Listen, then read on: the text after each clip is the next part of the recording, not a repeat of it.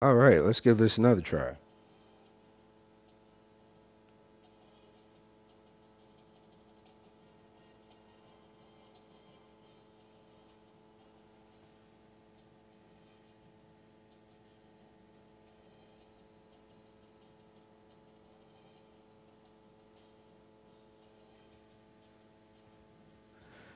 All right.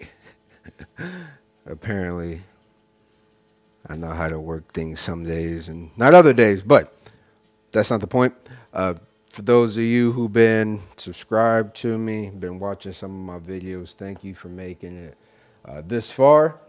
Um, I was going to make a video out of this, but I haven't dropped one in a few days. It's a beautiful Saturday afternoon, morning, whatever it is. So I just thought I live stream, recap the season heading into the bowl game. We just got one bowl game to go. It was pretty fun for me. This is my first time actually streaming this season on YouTube. Met a few people along the way. People encouraged me, giving me some support. Thank you a lot. I've had some fun doing this and watching your guys' videos and getting better along the way. I got a new platform or new editing software, whatever you want to call it. I'm going to use for my videos. So I think it probably makes sense to go ahead and try it out for the start of the second season. Just stream this in the season with my real followers, I guess, watching a little bit of this, maybe all of it. I'll try to keep it short as possible, not too long, and then get into the bowl game and then go from there. I know it's a live stream, but I think they also record this too. So for those of you who watch my videos, thanks. If you're new, hit that like button, hit that subscribe button, support the small channels.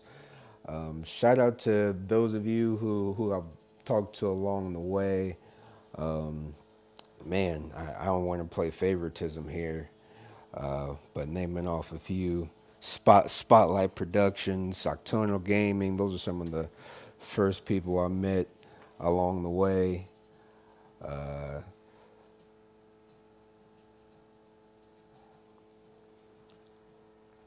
Mr. Hollywood Sports. I mean, he's not a small channel, but he's a guy we'll see in due time. He'll be pretty big channel. Royal and Poison, one of my first subscribers. Ryan McCray, one of my first subscribers. Check their channels out. I am Chico 2K18. One of my new subscribers, Packers Digitals. It's Cowboy Nation's over here, though, by the way. Craig Gaming. I know you guys know his channel. Legion of Nerds. It's another big guy going up there, moving fast. Teddy Bear the Gamer. Appreciate the support. The Walnut Bros. Pred Hunter Gaming. Nightwalker. Madden Gamer Pro, Hoops Logic, Game Tube, if I said that right, Two Gun Pixie. Those are some of the new subscribers I've had. I don't have too many, but I really appreciate the small amount that I do. There's probably some names that I've missed along the way, but I really appreciate you guys' support. And shouting each other out, telling other people to watch each other's videos. Thank you very much. But getting into the season, wrapping the season up, we lost two games, two crucial games, both in conference. As you see, Georgia Tech is still number one. That option game is ridiculous. And funny thing is, their running back is actually up for a Heisman. He's been killing it. And I wanted to see how bad the running back in Georgia Tech was actually killing it. So I actually simmed through a couple conference games to see what the computer was doing. I mean, I play against the computer, but how do they play against each other? And it turned out to be an actual okay game. But the running back who's up for a Heisman didn't do too much. I mean, it's none of my business, right? He's not. He's not. He only had 3 carries, 30 yards for 1 TD in the conference game, but he's got a ridiculous amount of yards for the season. What is this? It's like 20. He's got 25, nearly 2,500 yards rushing and 33 TDs. Absolutely ridiculous. Anyway, back to Hawaii. Stats-wise, nothing too spectacular this season. We spread the ball. It's a young team.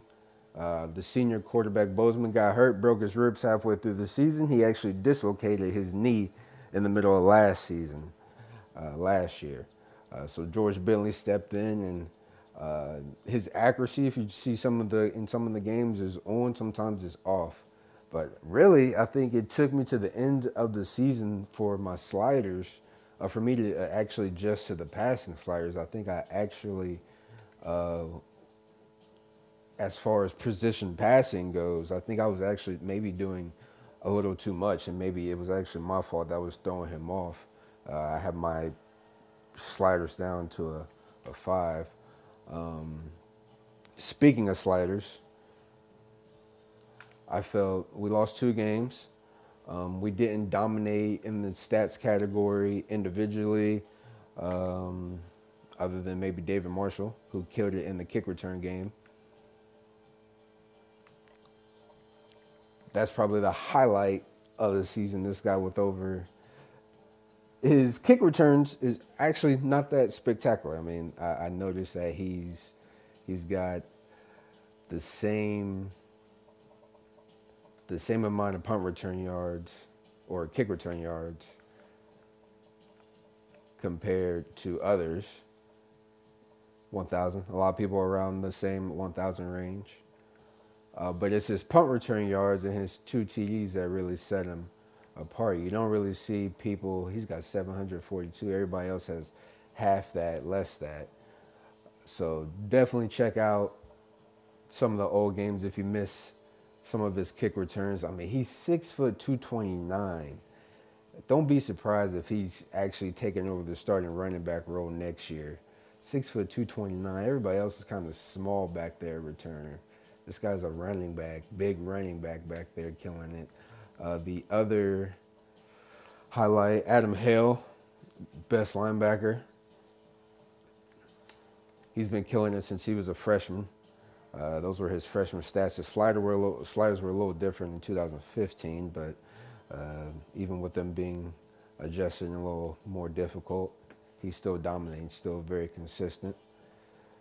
Hopefully he comes back, doesn't just take off for the NFL. The only person I am afraid of is Peter Gibson, my junior, 6'6", 237. Interesting size.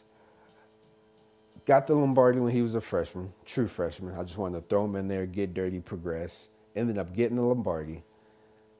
If his stats in 2015 were Lombardi numbers, I'm assuming his stats here in 2017 will also be Lombardi numbers. And it kind of makes me a little nervous. He might take off for the NFL. It's some good and bad to it. His senior, LaShawn Rogers, is behind him. Not really doing too well. That was not one more. Up for another award. I'm sorry.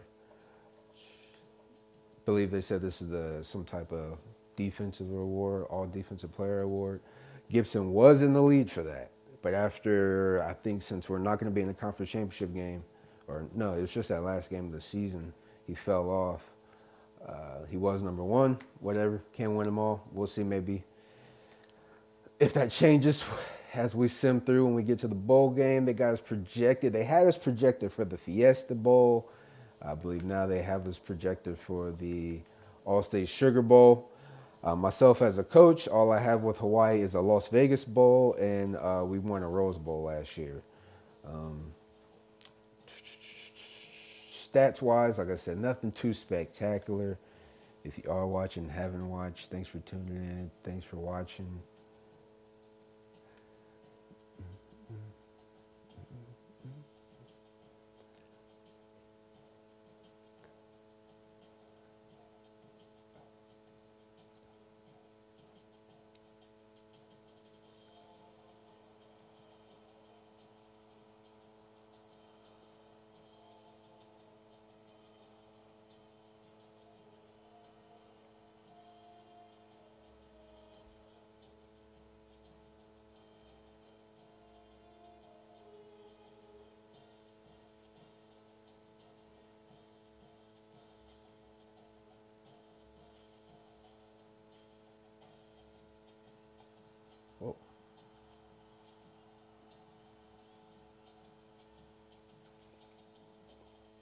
Messing around. Don't know what I'm doing anymore.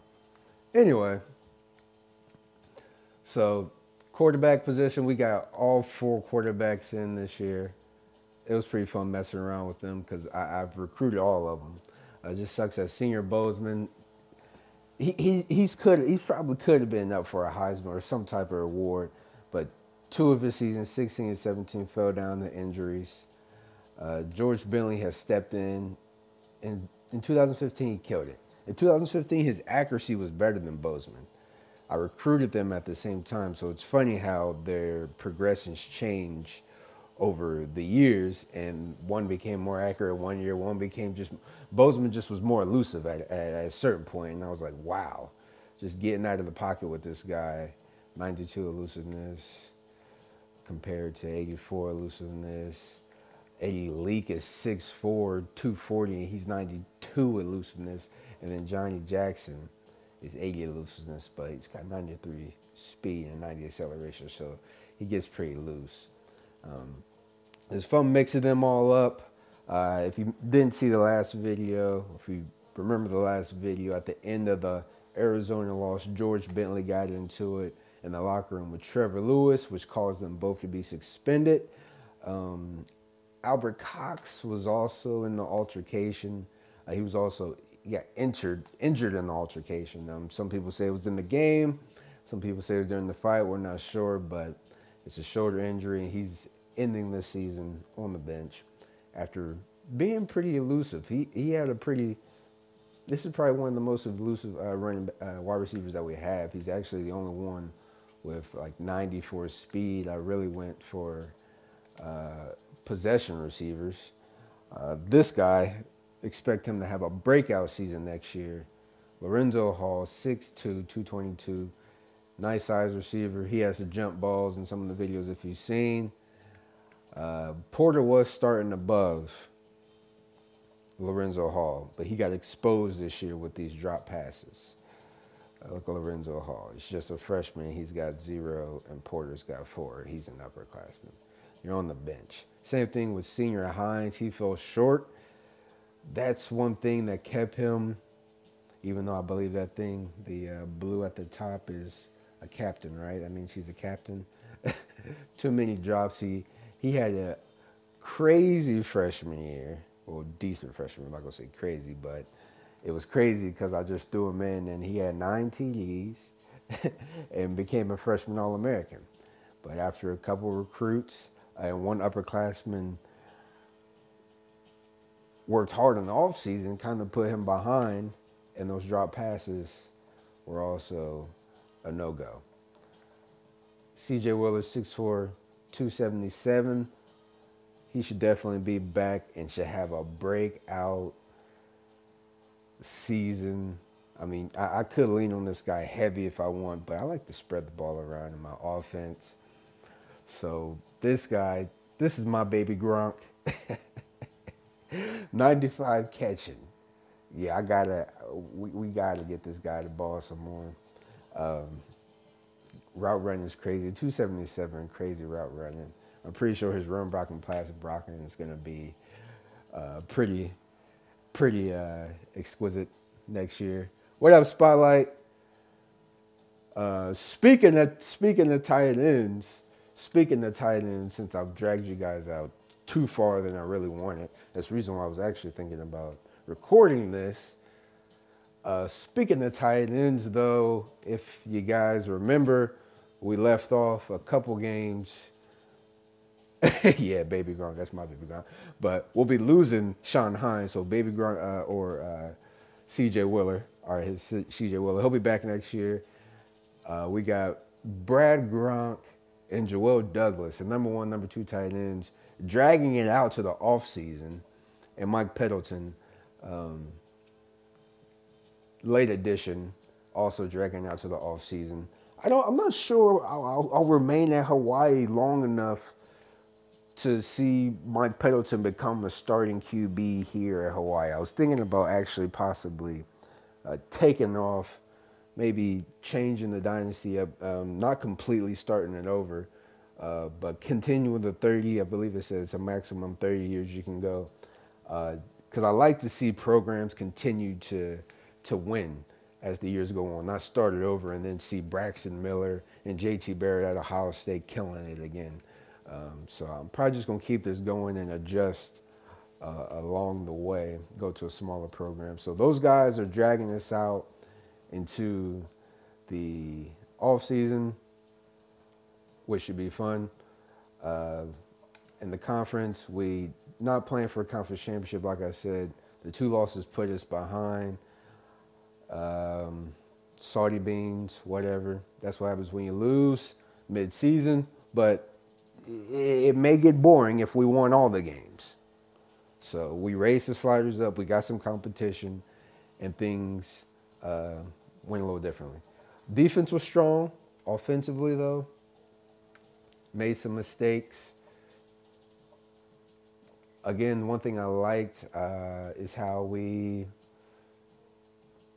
as a team, again, I didn't dominate too much in the category. So offensively, where are we at? Does it give us the? I think I got an actual ball game. But offensively, we're not at the top. Passing, total offense. What is this? Oh, we're actually one of the bottoms. Yeah. Looks like we're actually one of the bottoms. Yeah. So, total offensively, at one of the bottoms, really. Rushing didn't really kill it either. Defensively, though, total defense, I guess you could say we did kill it. But not, they got to pass the ball on us. Yep, no conference championship. Win some, lose some. We actually, did I win the Pac-12 last year? I think we may have actually won the Pac-12 last year. I always forget about the past because if you're not winning the conference championship and the national championship, coming up short. Ranked number 1, points allowed. Not too far behind Notre Dame, so I was thinking, hey, how could I adjust the sliders to where, it would be, I don't know, we would be a little bit more challenged to where teams are scoring a little bit more on us. Because I feel like most games, they were tight. And yeah, there was either came down to me turning the ball over or the defense really just holding them out on some third downs. Sacks, look, we weren't were we topping sacks? 50 sacks, wow. There we go. Top 50, topping sacks, that's pretty cool. Turnovers, this is definitely where we're lacking. Interceptions, super lacking. I mean,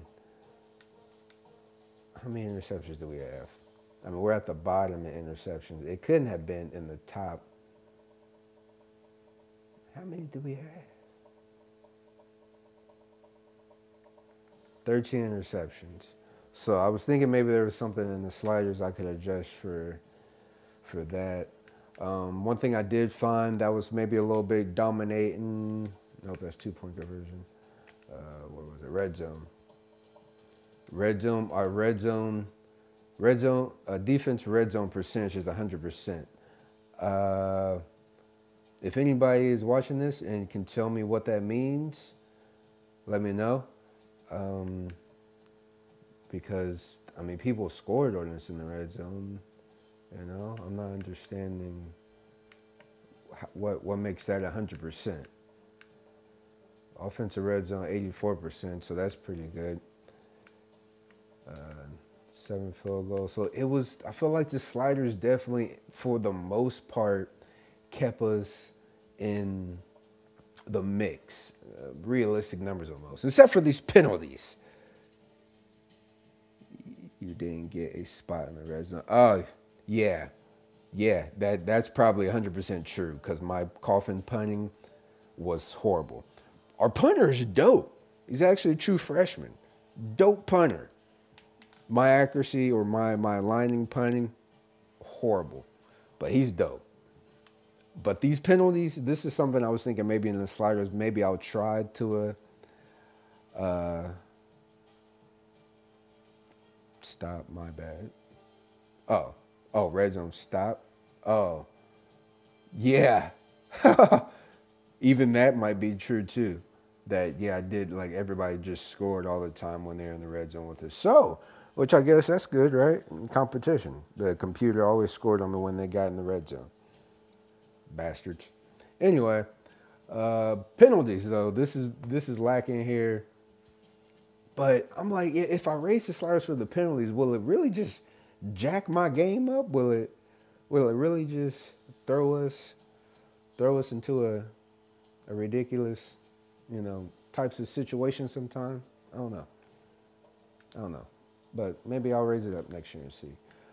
Turnover differentiation. I believe our turnover differentiation was 2. So good mix here. Didn't dominate or weren't too terrible in giveaways. Again, interceptions we had 2. Takeaways, we didn't have too many. That's what I used to do back in the day when I used to play on All-American. Streaming is actually my first time playing on Heisman. So this is like, I never played on Heisman back in the day. I'll play on All Madden, but never played on Heisman for some reason. So streaming this season was actually, well, the last couple of seasons have been my first time. Well, yeah, this season my first time on Heisman. Other than that, Senior Bozeman, he's doubtful. They say he's sitting out for the NFL draft. He should be one of the top picks, even though he's been injured the last 2 seasons. People think he's injury prone. You see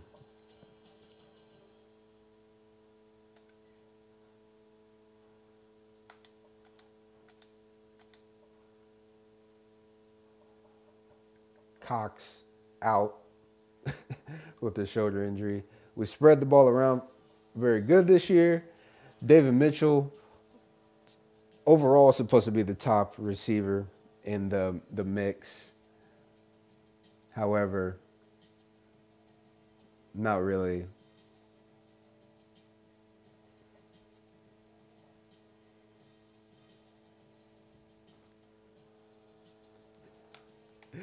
Not really elusive in my book. So he gets the rock. He's good with catching it. I feel like he gets off the line and he doesn't really get too loose. But I did recruit tall possession receivers for a reason.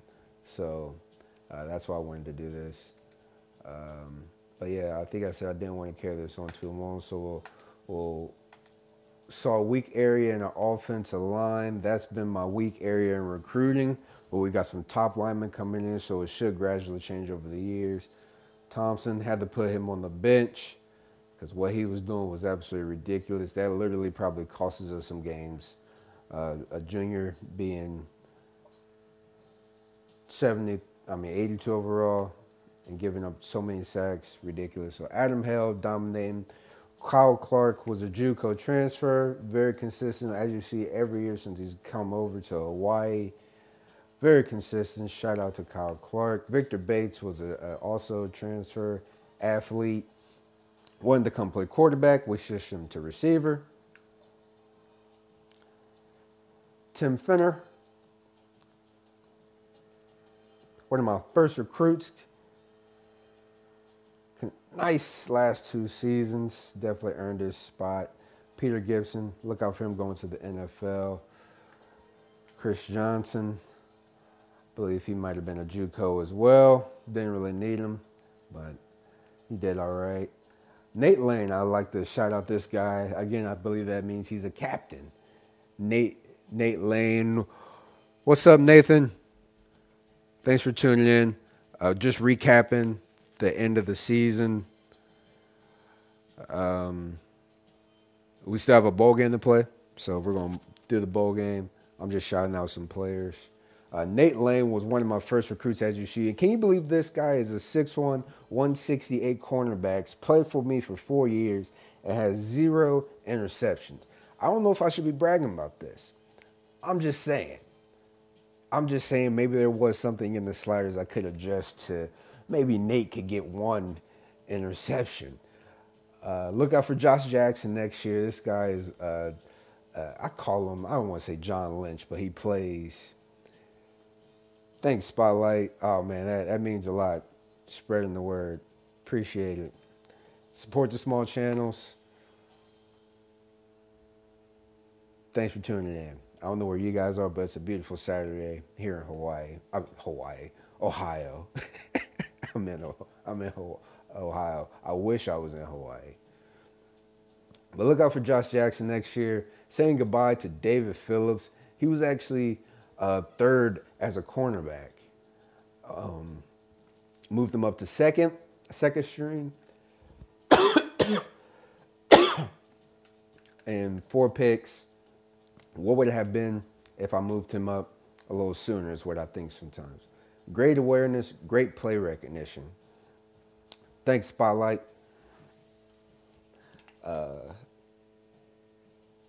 Great play recognition, great awareness.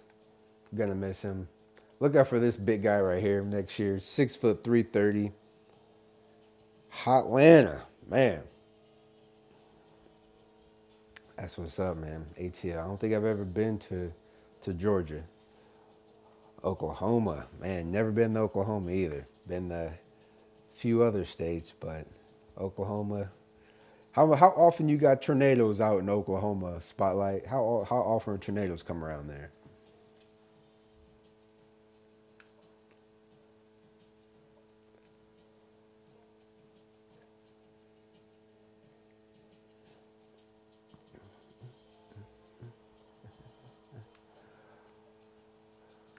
So Big Bubba here, 6 foot 330, loves cheeseburgers.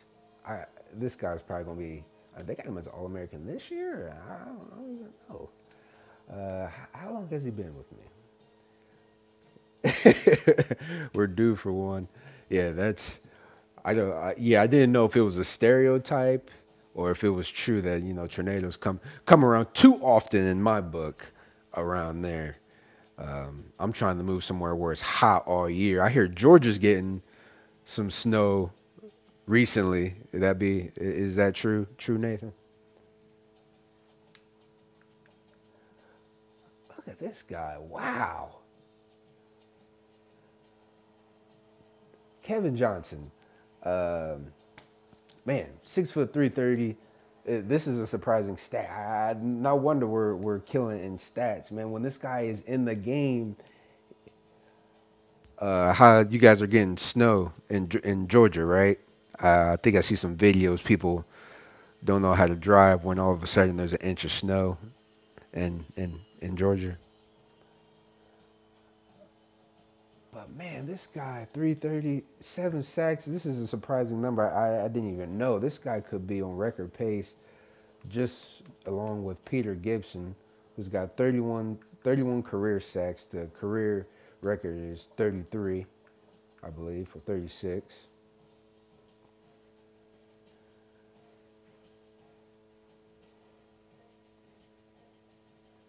Wow. 73 degrees. I wish. It's 43, I believe here. 43. But let me not bore you guys. Man, I can't believe this guy, Kevin Johnson. Kevin Johnson is actually a third string defensive tackle. The second string is Tavares. I guess he's not really doing too much then. Tavares Saunders isn't really doing too much. So to end this bowl game, I think I'm going to switch him around and go from there. Mike Green as well. He'll probably be taking over Patrick Barnes' outside linebacker spot next year because Patrick Barnes, since he's been here, his numbers are just going down. I haven't taken him out of the starting lineup, I don't believe. Then again, maybe has something to do with the 4-2-5 that I play now, pretty consistent. But Mike Green, when he comes in, he's made some plays. His numbers just went up. So other than that, we got kick return of the year up. Not too much going. Other than that,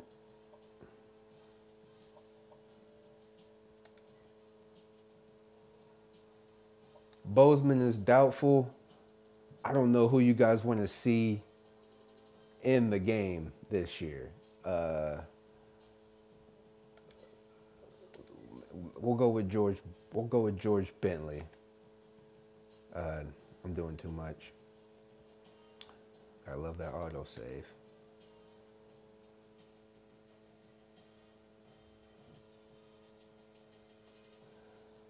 Hey, I understand. David Marshall, so we're going to have him starting this game. At running back, Trevor Lewis, you'll be number 2. So look for this speedy backfield next year to dominate, mostly with David Marshall leading the pack. Who was I just talking about switching? I was just talking about switching. Oh, D tackles. Javaris Saunders.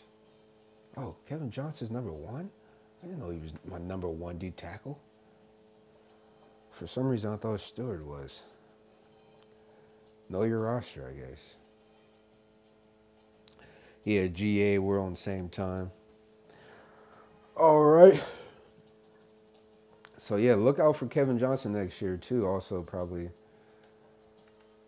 killing it. So, with that being said, I don't know if you guys missed it. I don't want to drag it out anymore. Let's hop into the bowl game. I think we actually have to advance this week. Where am I? I actually decided to watch the computer play.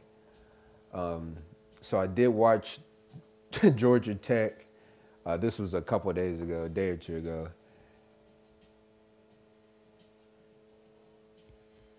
No, never done face reveal. Is that when my face is on the screen?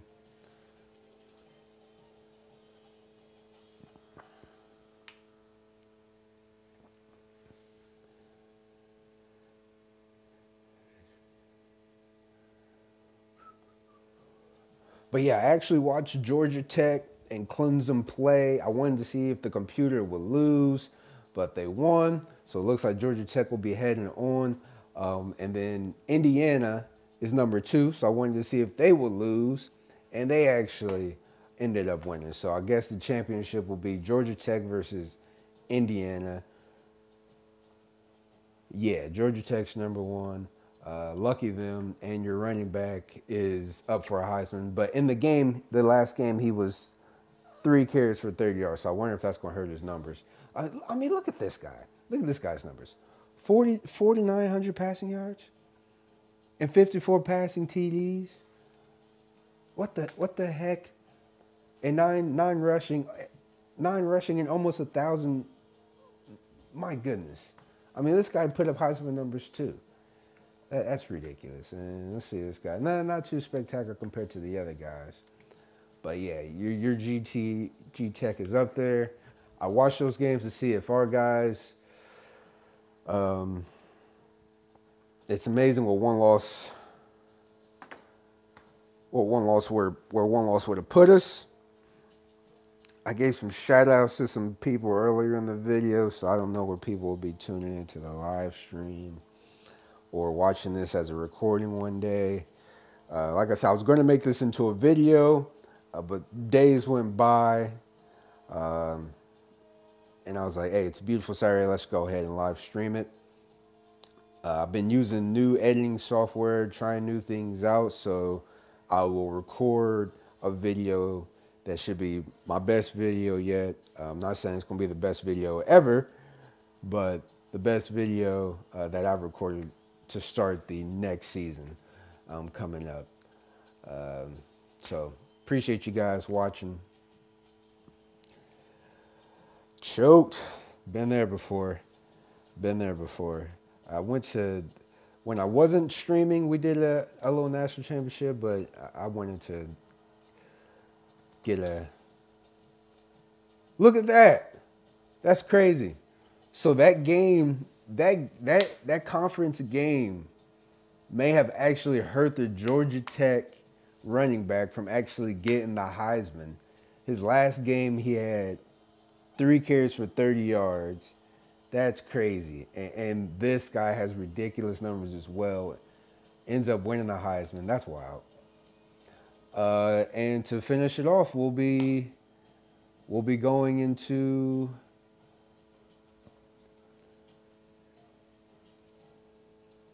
nope, I didn't do well, no, I didn't do like updated rosters as far as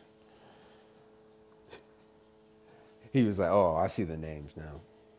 Congratulations. Oh, so we're playing Michigan in the Orange Bowl. Peter Gibson wins the Lombardi again. Adam Hale wins the linebacker of the year.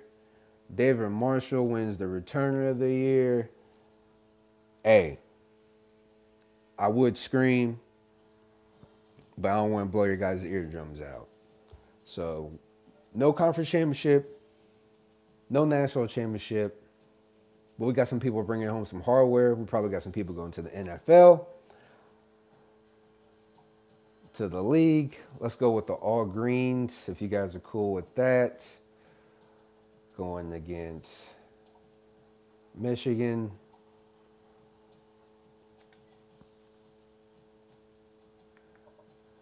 Custom playbook. Michigan's top squad. Yeah, I have played the season a lot. I just started streaming this season though, and that was what I was saying in some of my very first early videos. Is how the story goes for me. I mean, I just do this for fun. Is I had Xbox. I have Xbox One. I had Grand Theft Auto, and I was like, this is getting boring. Just going around shooting people. And at work, working hard at work, I started just watching people stream NCAA Dynasties recently. And I was like, wow, like when I was playing NCAA, I feel like YouTube was coming up. I was watching YouTubes mainly for, I don't know, music and maybe some World Star fights. and I wasn't technology wasn't like, hey, just stream things from your phone then. So I was like, man, shout out to these guys that are actually streaming this game because NCAA 14 was dope. And I had traded in GTA for NCAA 14 for 360. I got a 362 and was just playing it for fun.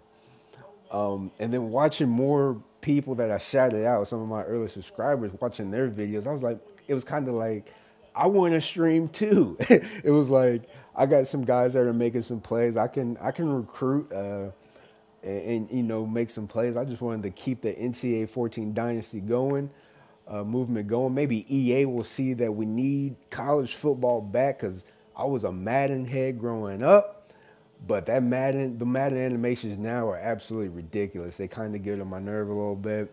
So I stopped buying Madden a couple years ago, and I wanted to get better. But NCAA 14, when you look at it and you play it now after some years, you're like, wow, they really had, I feel like the animations and everything right, or close to perfect as you can get. So I didn't stream my first couple of seasons because I wasn't even thinking about it until it got closer to, I don't know, my end of my 2016 season. I was like, let's give this a try for fun. I want to join the movement. It's kind of like, man, I want to join the movement too. So yeah, I just started streaming this one. And if you check my first videos to now, I go from like standing up to finding something a little bit better. So thanks for tuning in, man. Thanks. Yeah, NCAA 14, Xbox 360. David Marshall, the returner of the year.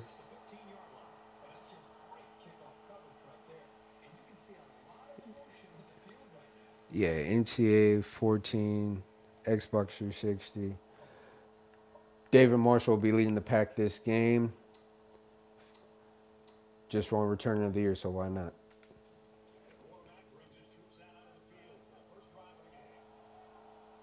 Yeah, I played PlayStation 2. I played PlayStation 2 for a while until my PlayStation 2 just fell apart.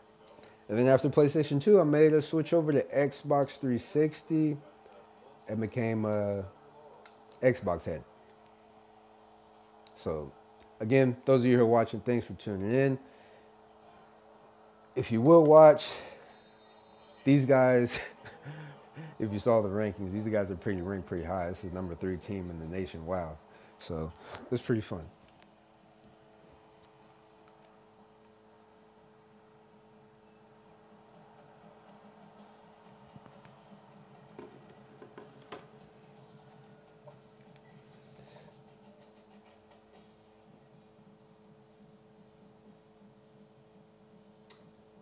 Hey, that's what's up. I was a big fan of WWE growing up. Well, it was WWF growing up. So I used to play the games too on PlayStation 2 when they had their SmackDown. Looks like Cox is in the game actually. What the? Oh yeah, because we simmed it a little bit. That was fast. They came in there fast.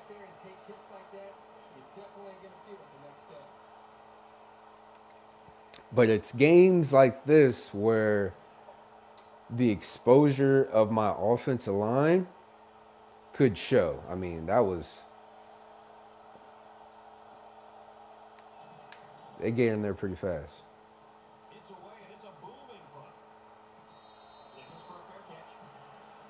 That was ridiculous. Terrible first drive. But we got this strong D. We got the 4-2-5. I like to run with the 4-2-5. I feel like it defend. I just like having my strong safeties up there. I look for strong safeties. Seems like you don't find super fast strong safeties. So I look for some people that can come up, make tackles. They're a little quicker than the outside linebacker, and they can defend the short passes a little easier. Look at that.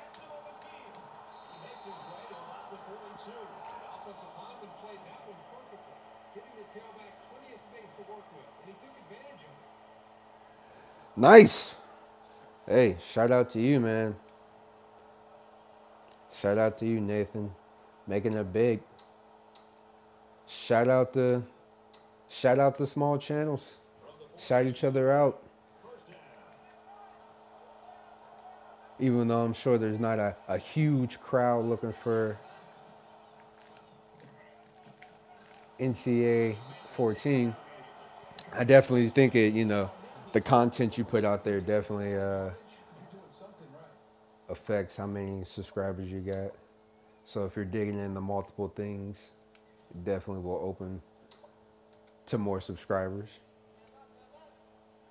So yeah, for me, it was just an NCAA thing. And if Madden was to my liking, I may also have streamed that too. We play the other. That'd be pretty fun to do too. That may be something I do today. Why not? Play with other people's teams on the bowl game. That's a good idea. I was actually watching them though. So when Georgia Tech plays in the national championship, I may actually just watch that game to see, because that option game, I forget who I talked to the other day, but when the computer runs the option, it is actually ridiculous. And I meant to say this on one of my videos. I played Georgia Tech in my first season, and they actually beat us. I mean, that option game was tough to defend, and I've been scared to go back to them. So I may put them on the season, on the schedule, start the season off next year. I got balls, right?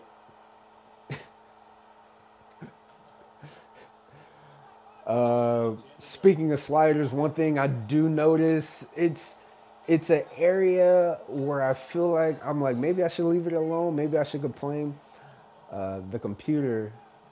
Oh, come on. Let's go. The quarterback, for the most part, he'll be on the money.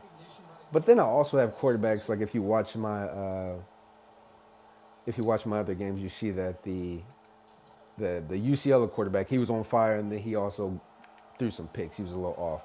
Yeah, diehard Cowboy fan right here. Cowboy Nation. Tony Romo, Des Bryant. Tony Romo's the best. I've been a Cowboy. I know Tony Romo doesn't play for them anymore. But I just got to say, I thought Tony Romo was a heck of a quarterback. Dak Prescott is very good too. get us to the Super Bowl.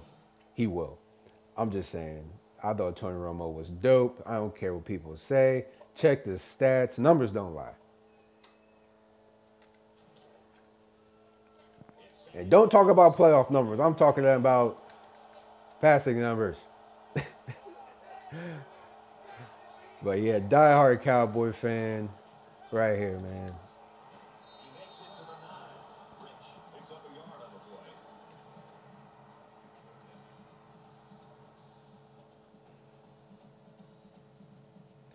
Good luck in the tournament. I don't know if you heard me or not. Win. All right, so they're 1 for 3 on third down. If you didn't see the stream earlier, we went through the end of the season stats because we were saying that the sliders keep it competitive. Oh my God, nice pass. We were seeing if the sliders kept it competitive this year. And they definitely did. Definitely had us in the mix with a lot of numbers. But also notice that we don't stop people from scoring in the red zone at all. They either get a field goal or they're getting a touchdown from us. This is a very bad play call defensively for me. Oh, nice job. Maybe not. So, yeah.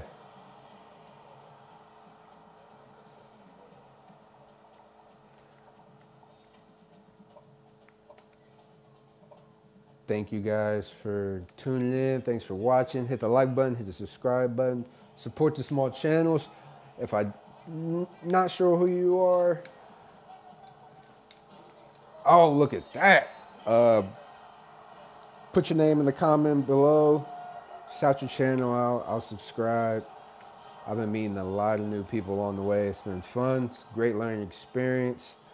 And we didn't score our first drive, and they scored their first drive. So this has been the story of the season, actually, which has also been fun because I feel like it adds to the story of this being a young team. The senior quarterback got hurt. He could add a different pulse to the offense, yet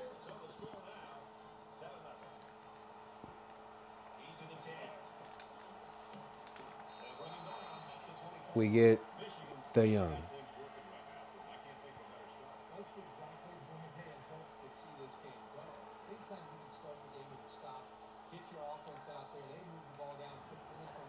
So we got two. This is interesting right here. We got two impact players at running back. So let's get them the ball, I guess, right? Somehow, some way. Down by a score shouldn't be too bad.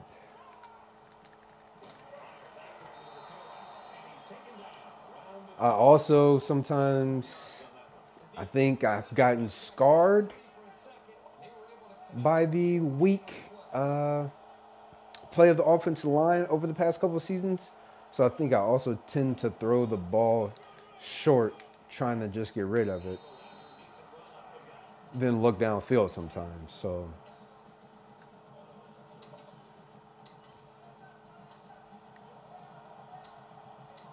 I think I also get distracted picking my plays and streaming.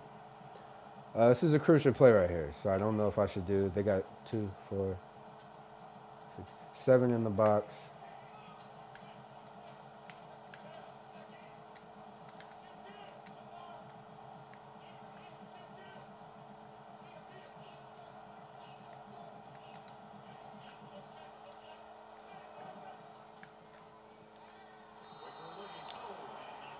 And that's what we've been talking about. That was a terrible pass there.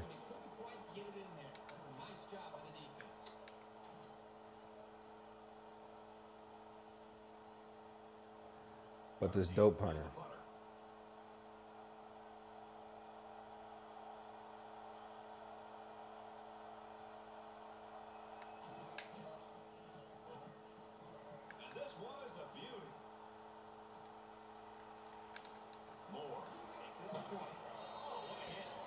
Oh man, not a good start. Not a good start. Again, this has been the story of this offense.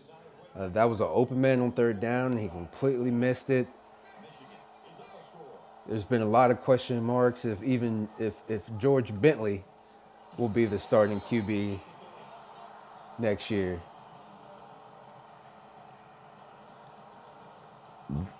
Adam Hale just won the linebacker of the year. Shout out to him.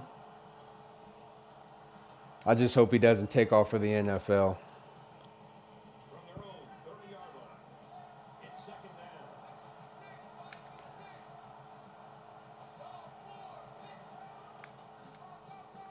Woo! Adam Hale laying the wood.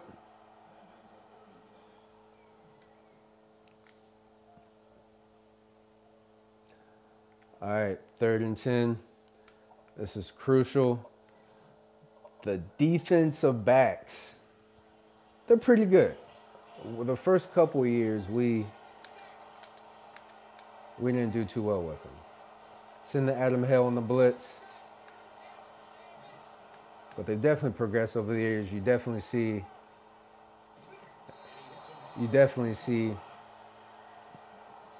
how the seniors' awareness as Adams Hale picks up a sack. Linebacker of the year, we just said this. It's interesting to see how the upperclassmen awareness and their play recognition gets better. So I like the realisticness in NCAA that the players, the upperclassmen, become more aware. This guy's been getting loose all season, but Michigan's on him right now. It's interesting to see how the players become more aware. Good play recognition, play awareness as they get older. So our first 2 drives, we had the punt. We got the returner of the year. We got the Lombardi and the linebackers of the year.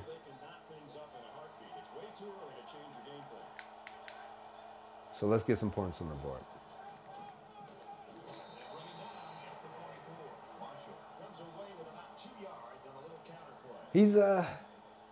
It's crazy because he's a heck of a returner. Oh man, look at that. Did you see that? So we're down first quarter. 7-zip.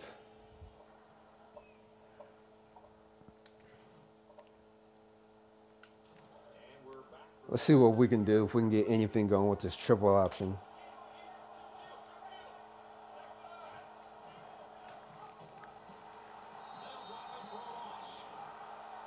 Slow start again. If you're just tuning in, thanks for watching. It's the bowl game. The beginning of the stream, we're recapping the season, the stats. David Marshall, he won the returner of the year. We're starting him at running back this game. Peter Gibson won the Lombardi. Slow start to the offense. Again, that's been the story of the season.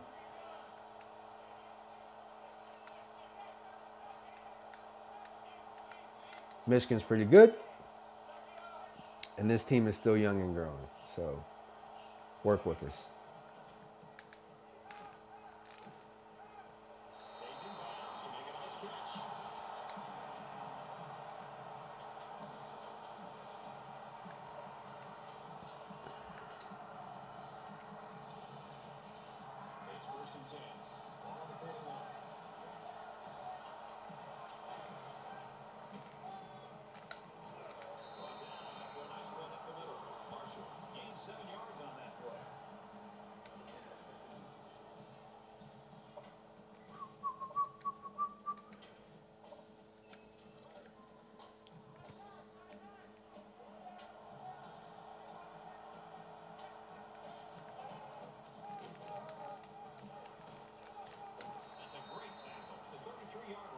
Just running into your lineman like you're Mark Sanchez. All right, 3rd and 2. Again, here we are. Let's hop into the pistol.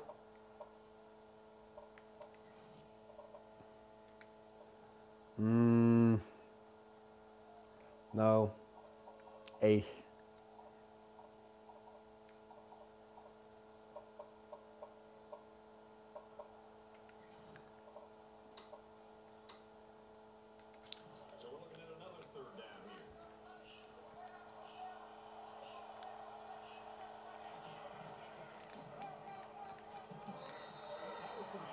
That's just I can't tell you how many times I've done that with him this year. Like just get it upfield.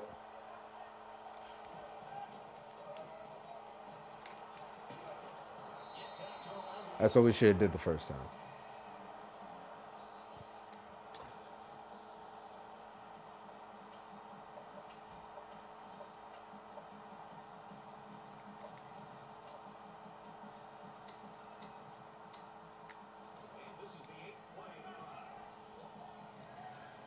Alaskan Dynasty 907, Chillax Wolf. Thanks for tuning in, brother. I'll definitely check it out.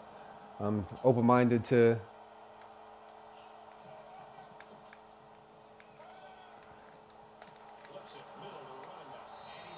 checking out other people's Dynasty. I think it's fun to see how people mix it up. I was going to actually record this into the off season, but it had been a couple days since I dropped the video, so I said I'll stream it. At the beginning of the stream, we recapped the stats. David Marshall got Returner of the Year. Adam Hale and Peter Gibson took home some defensive awards, the Linebacker of the Year and the Lombardi Trophy. Not competing for a conference championship. We took 2 L's in the conference. It's all right, but it's a young team, and that's what keeps it fun and keeps us ready to bounce back. Here we are at another third.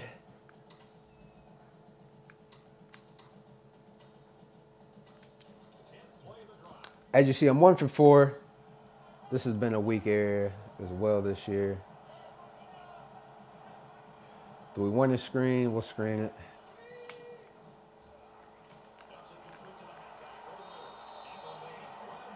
Barely got that, but we'll take it.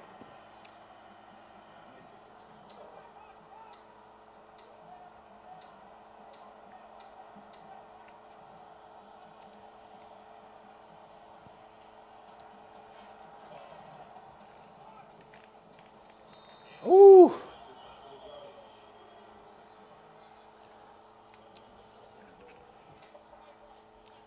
So yeah, again, I'll check it out. Chillax Wolf, hit that like button, hit that subscribe button. Thanks for tuning in on this beautiful Saturday. I don't know where you are, but it's a beautiful Saturday here. And David Marshall in for the end zone. Let's get it hot. After this, we got a few people to focus on in recruiting. The number 1 tight end, number 2 tight end, and the quarterback. Appreciate it, Chill Wolf. I just hit this screen, so.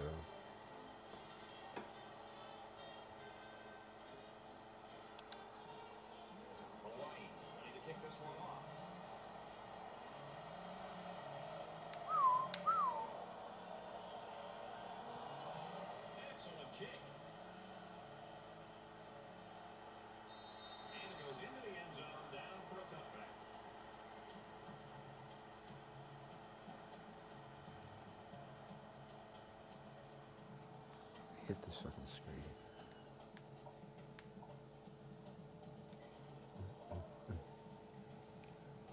Can you see the screen? Is the audio good? Want to hear more of the game, less of the game?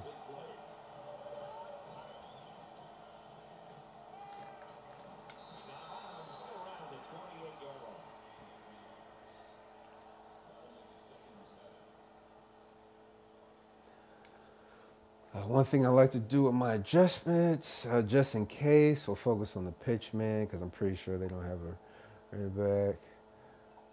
Conservatives will allow the quarterback to scramble because I don't think he's going to be a threat. So if he does scramble, we'll just hit stick him if he doesn't get on the ground. Turn up game audio.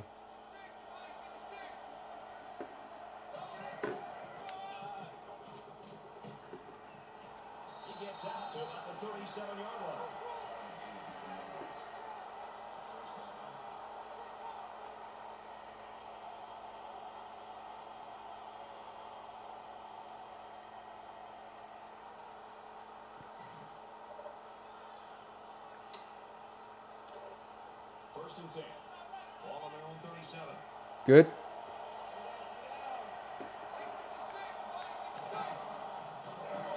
they make the stop around the 34-yard line. So they end up with a loss after calling the draw. He started out rushing the passer and then just got lucky and ran right into the running back on the draw.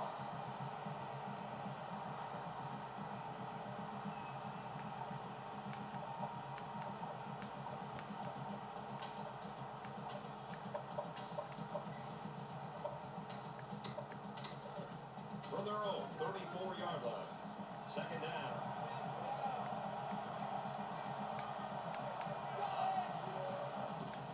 Oh. Fires it out. Now, around the 44-yard line. Is that good? How about now?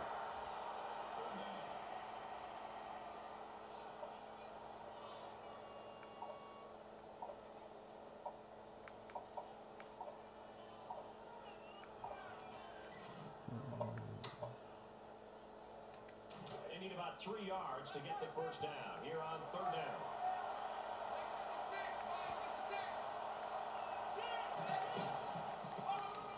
Let's go. Let's go. He's taken down. Let's go. In these third down situations, a confident offense expects to get the yardage they need on the ground. All right. Crucial stop. To shut that down.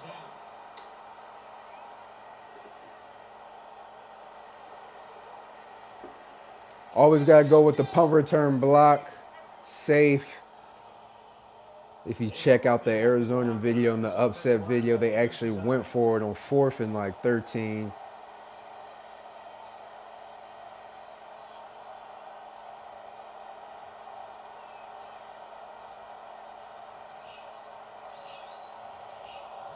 Sometimes I'll call timeouts around this time. Sometimes I don't. We don't get the ball after half, so we'll let that go. A little too much leg into that punt. They'll bring it out to the 20. Both defenses really played well so far. Well, up to this point, both defenses have. All right, let's get in this end zone. We'll see if they can hold on to that mentality the rest of the way.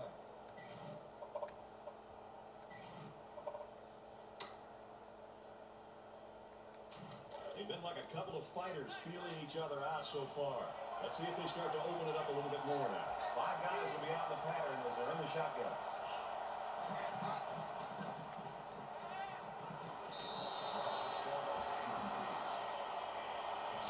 The inaccuracy of George Bentley kills us.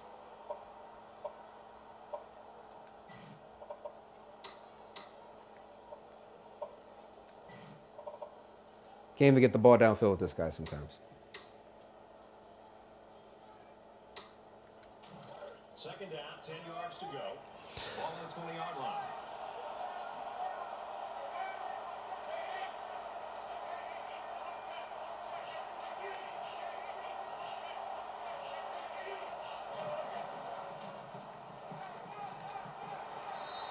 The defense has to be very frustrated here. They did everything. They got to the quarterback. In fact, it looked like they had a chance to bring him down for the sack. Somehow, What platform or what software do you use, Chill Fox, to work on your videos?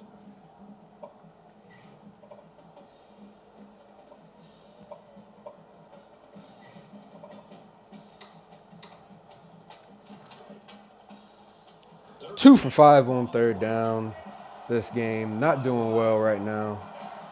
Looks like we got some pressure coming.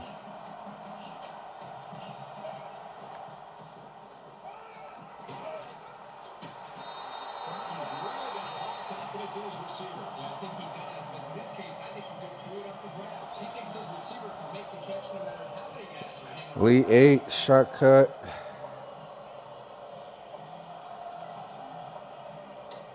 All right, can we believe we converted on third down? El Gato. El Gato. I believe that's Spanish for the cat. Come on. We got it. We may have to take George Bentley out. Got your top receiver wide open.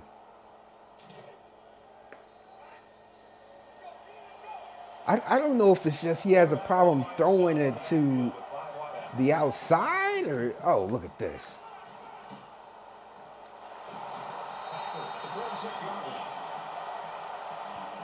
The red shirt, sophomore David Mitchell, possession receiver. Very good route runner.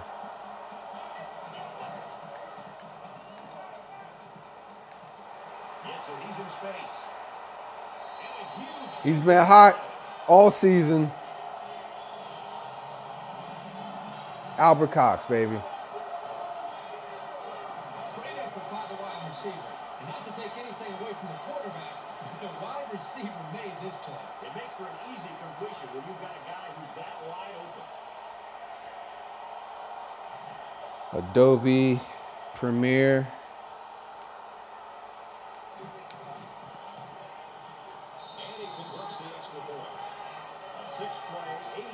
What's funny is, for myself,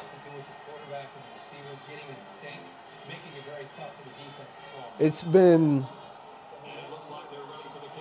easier for me to, or as of right now, to edit videos on my phone versus than on my laptop. I just got this new laptop for my birthday a couple weeks ago, and I was actually gonna upload a video for my birthday using a new program on my laptop, but I was like, you gotta play around with it a little bit. You gotta learn it, learn some of the features and the things it can do first before I just drop a video. So it didn't go as planned. I'm always a late planner anyway. I just go with the flow.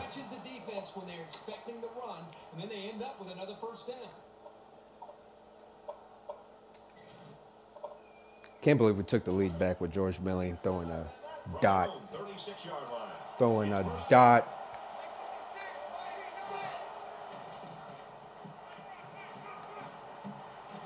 Man.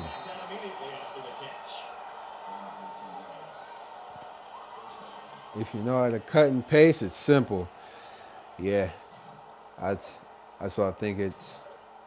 It's finding. I've been playing. I'm mad that my first couple of videos I settled for a program editing my first two videos, and it was me really just rushing it. And I found something a little bit better. Yeah, I've noticed that. But I've been learning from you guys along the way. So Chill Fox, I can't wait to see how you go about things in your dynasties and your videos. Michigan's quarterback is 10 for 11. This was something I was saying in the sliders. I don't know if you want to mess with too much. Just drop, man. That's heartbreaking right before the half.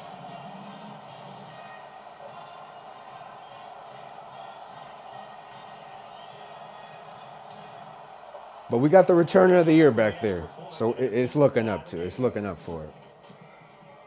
And he hits the PAT.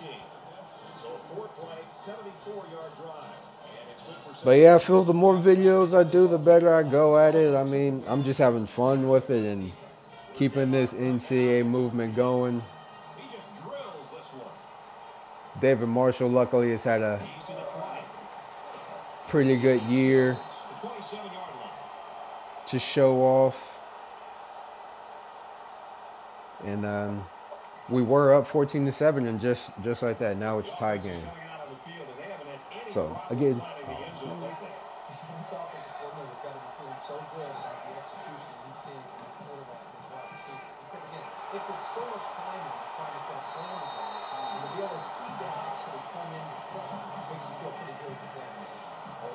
going to have to use their second time out of the half.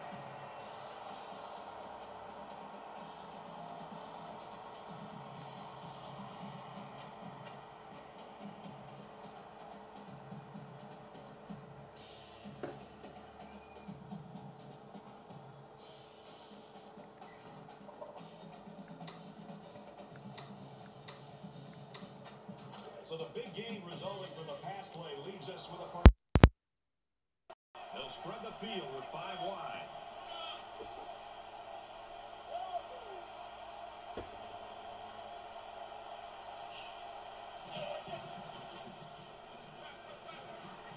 Quick throw, and down he goes at the 18-yard line. Hawaii's called their final timeout. All right, so we got downfield. George Bentley wakes up and we actually get some points for the half. Wow. It's up, and it's Quincy upright. Probably should have let that clock go down a little bit more, but I was a little scared. This return should be the last play of the half. He'll need to break it all the way to give his team the lead. Sends it sailing downfield. And it goes into the end zone, down for a touchback. I probably should have squibbed that. Sometimes when you're streaming, you don't think straight. How's the audio? How's the game audio now? And my voice, how's that go?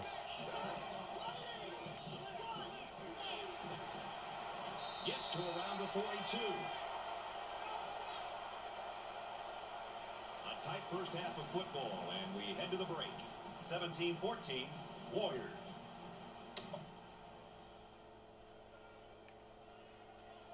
All right, Reese, David, thanks, guys. Just about set to start. All right.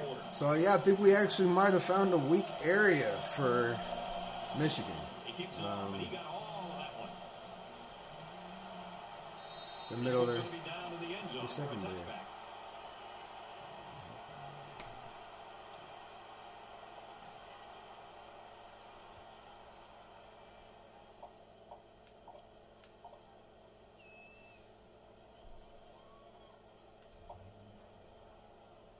This deficit can be easily overcome, sure. But they have to be thinking if they don't get something going on this series, the burden is going to be felt by their defense.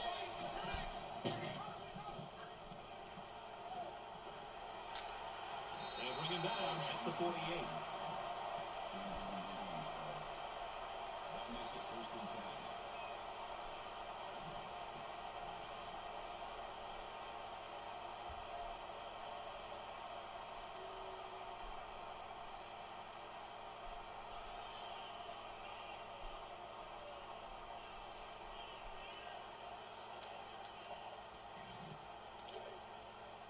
First down, 10 yards to go. Ball on the 48.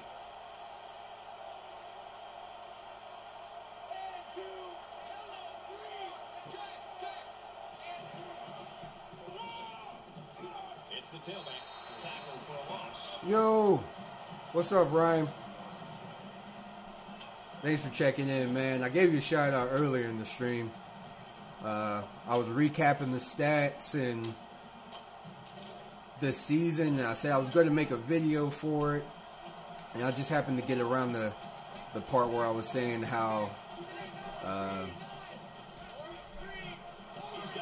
started off streaming. And you were one of the first people who actually whose channels I saw streaming NCAA, Ryan. So you're one of the first guys that I was like, man, people are still doing this. I want to do it too. So thank you for tuning in, man. Shout out to your channel. Check Ryan McCray's channel out. Short yardage situation here. It's 3rd and 1. They're not quite in field goal range, so this is a pretty important play on this drive. Let's go! And they'll get him in the backfield. It's a good surge by the defense. They really disrupted the timing on that play and gave them no chance to get the first. The senior Victor Bates coming up with it. Yeah. I like NCAA. NCAA 14 was good, right on the money. I hope Madden 19 gets a little better. I'll hop into that. So yeah, David Marshall, my returner, number 24, redshirt freshman. He won the returner of the year. Our defensive end, Peter Gibson, won the Lombardi. And Matt Hale won the linebacker of the year. So Hawaii ties up a field goal.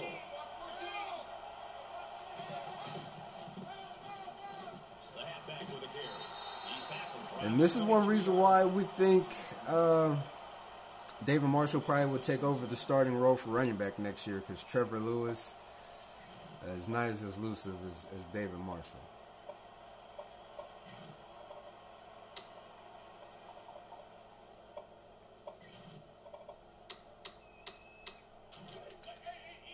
From their own 23-yard line. So yeah, man, thanks for watching. Hit that like button, hit the subscribe button, support the small channel.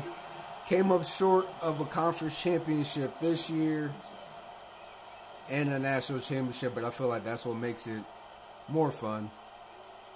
Keep building the team. It's a young team here anyway. So we just keep on pushing, keep on growing until you got that power dynasty. That's the reason why you play on Heisman anyway, right? You want competition. You want to actually earn that powerhouse name. So 2 games lost, both in conference this year. Hawaii, you know, they were in the Mountain West Conference. And just to switch it up, I moved us to the Pac-12. And for more competition, because we won the Mountain West a couple of times. Probably should have threw it a little bit better. That's what we get for not focusing.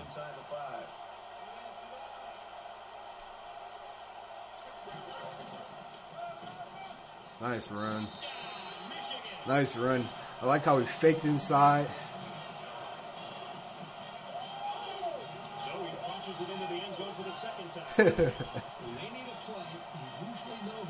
Hey, sometimes it's something in it's something in his attributes that gets him going. It's something. I think that's what I like about NCAA is certain players.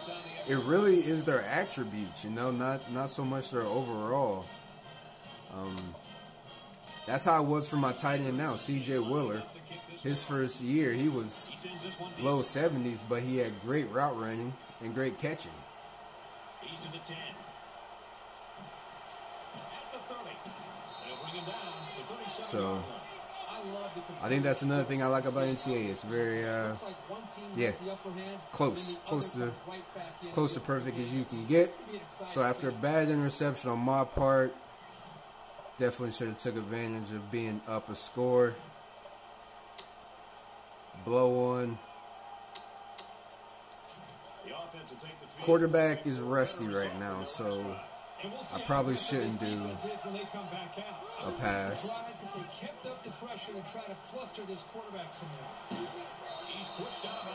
David Marshall, very elusive.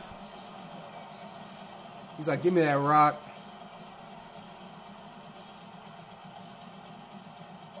Yeah.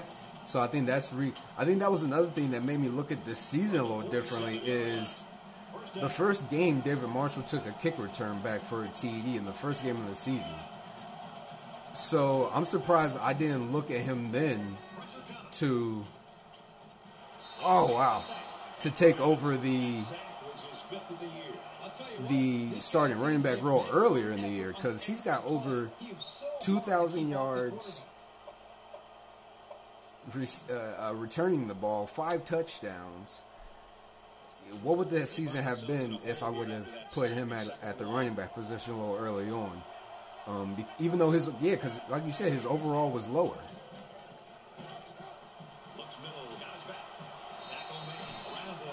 His overall was lower, but he's a lot more elusive and quick. So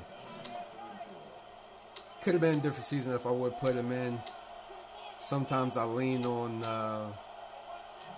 the upperclassmen a little too much, especially the ones you recruited, you know? Yeah. Like, I recruited Trevor Lewis before I recruited David Marshall, so I kind of just wanted, you know.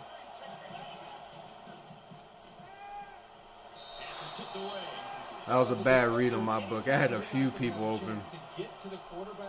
One of the things all defensive coaches try to teach their defense is to get your hands up and try to knock the football away. And that time, that's exactly what they did to set up this fourth down. It's a weird position. Here, we'll try to show off the dope punter we got. Garcia to punt.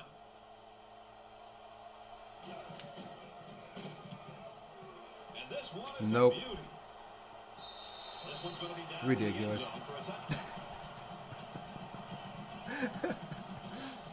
I gotta go back to the drawing board for the coffin punts. Probably should have went for that if the punt was going to be terrible. Michigan is up 4.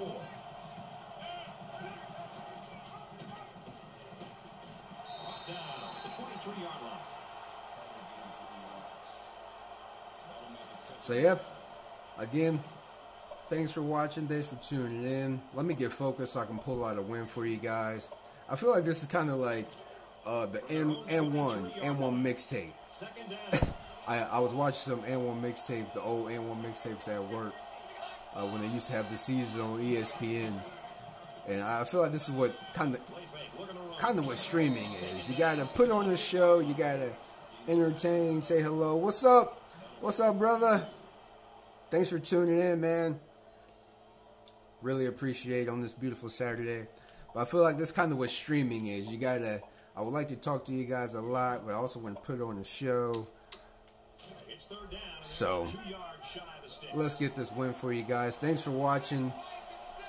Is that Salone? Salone, am I pronouncing that right? Oh, let's go. We're already there.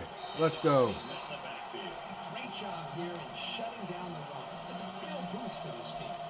So, at the beginning of the stream, I gave a review of the stats.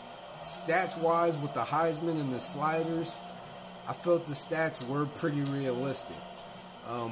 Even though we only had 6 penalties all year, that's not too realistic. But I was thinking, okay, maybe that's something I'll adjust for the next season. Maybe I will adjust those penalties to see how that really affects the game.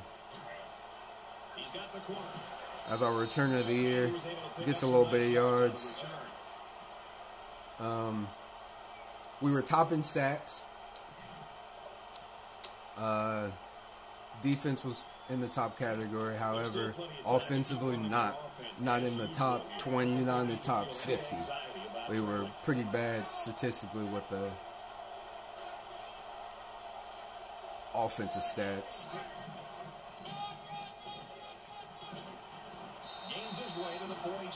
David Marshall won the return of the year, so only thing I think about is, hey, what if I would have put him at running back earlier? I was looking at the carries of the young running backs. Their carries are low. So I was thinking, hey, maybe on Heisman, maybe the Chiefs will kick in a little more, and maybe my underclassmen would fumble the ball. So I kept the upperclassmen in because their carryings were a lot higher, a lot more certain, but I haven't really seen too many carries, fumbles. Let's go. That was pathetic. But that's a little bit of David Marshall's speed right there. When he gets warmed up,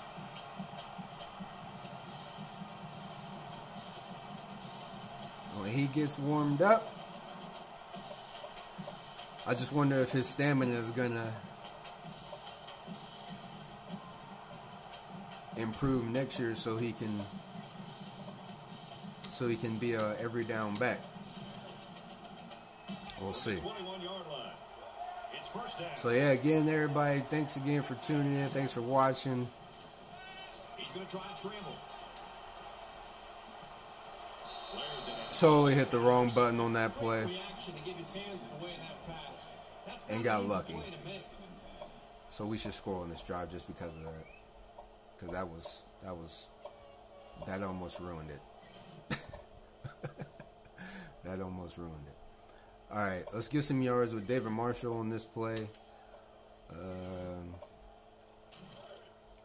Second down, 10 yards to go. Ball on the 21-yard line.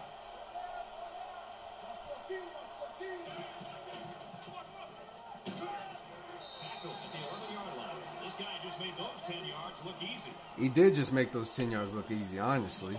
Like, that's kind of one thing I think, like, hey, we didn't get the national championship next year, so it should be hey.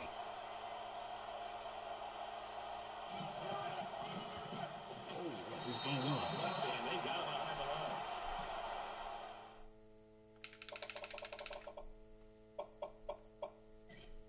That was...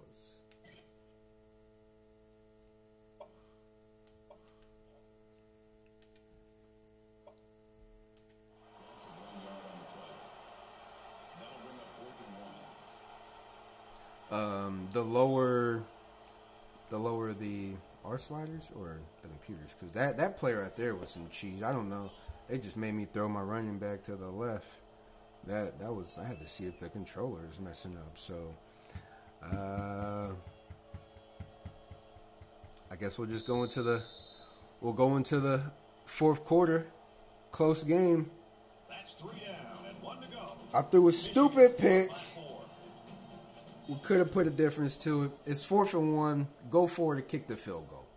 I'm gonna just kick the field goal. Back in this very pivotal fourth quarter.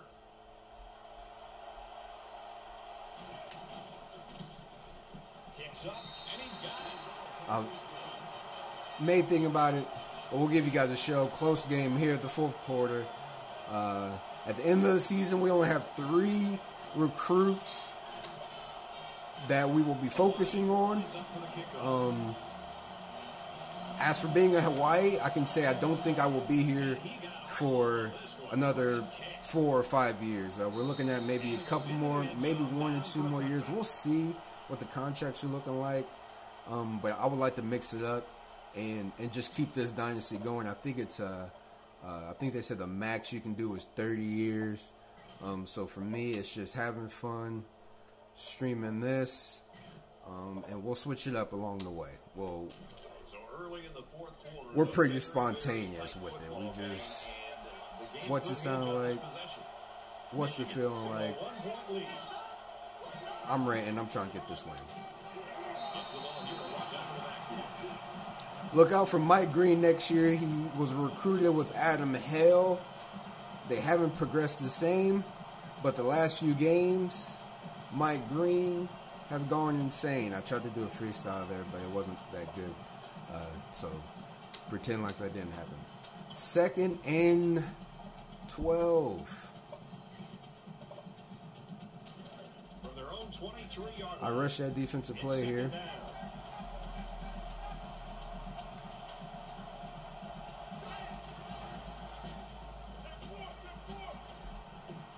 Nice, let's go. Great coverage there. That was good. That was good.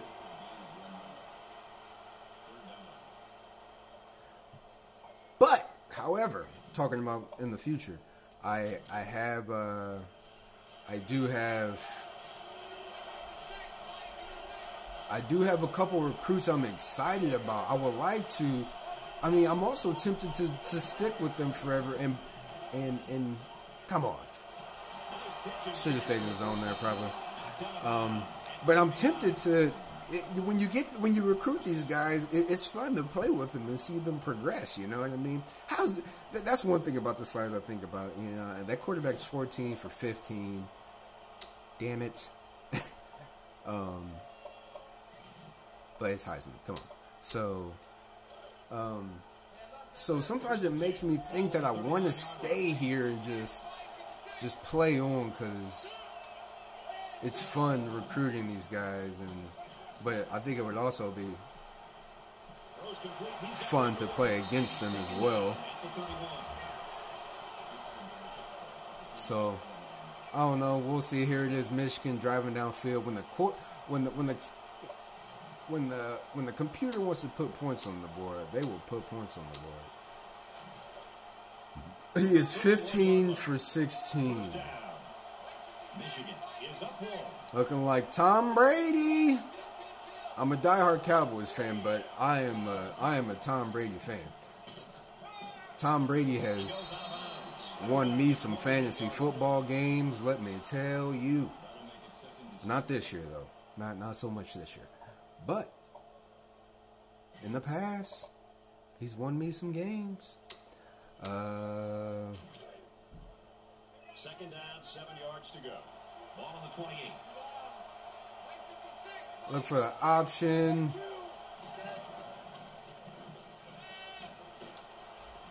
Come on, Nate Lane.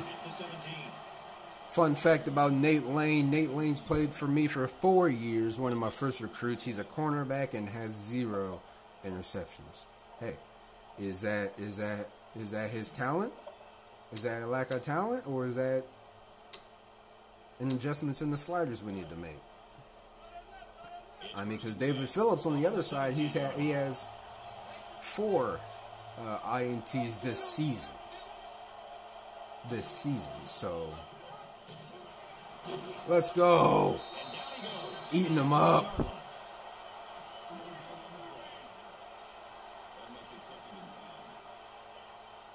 And on my adjustments I make, I have the computer focus on the pitch man for this exact reason. The computer goes at the pitch man, and then at that point you just got an unathletic QB to really worry about. I mean, he just tackles the pitch man, and honestly sometimes you're maybe hoping that the QB gets injured, maybe. There's some people that think that way, not all, right?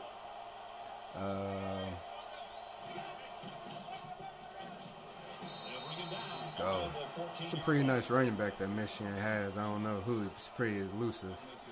It's getting down to the wire. I'll give people a heads up. If I start fading away with the talking, it's because I'm trying to win this game. So it's the 9th play of the drive. Third down. Michigan up a point.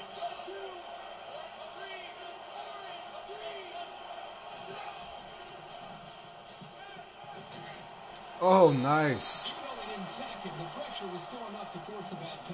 So that play, I veered away from the man because that's been a weak area.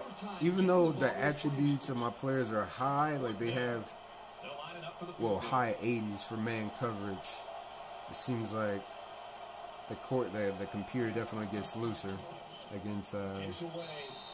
So we went to zone, held him for a field goal.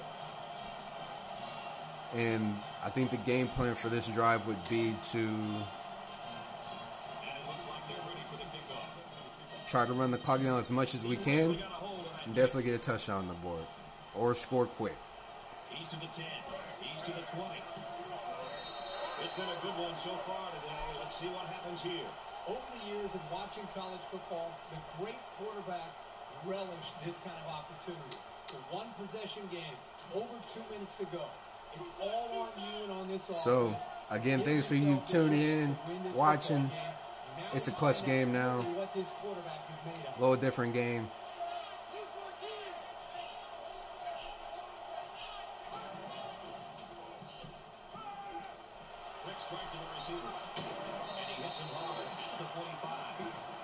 Big Lorenzo Hall was high. I saw the cornerback pressing on that play, so I was like, he's got to be open. I mean, he's 6'2", 222 pounds. That cornerback looks super small. I think we may have to expose that matchup for the rest of the game. Haven't even been throwing him the ball. Shame on me. Now it's 1st and 10 after the big pass play. I think that's also a coaching error I need to get better with.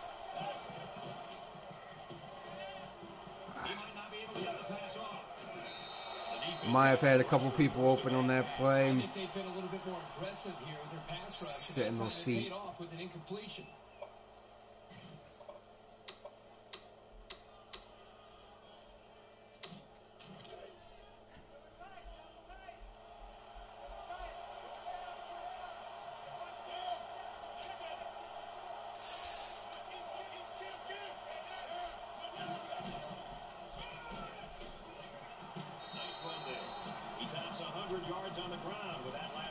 David Marshall, 100-yard rushing game, his first career.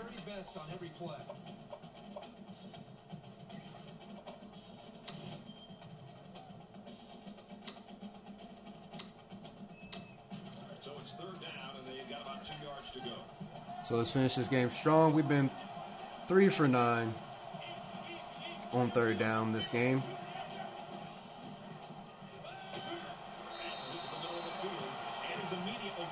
Nice catch, Lorenzo Hall. Hey, thanks for tuning in, man. I know everybody's got busy lives, so appreciate it. Thanks for watching. You'll see the results. But yeah, thanks for watching. Have a good day.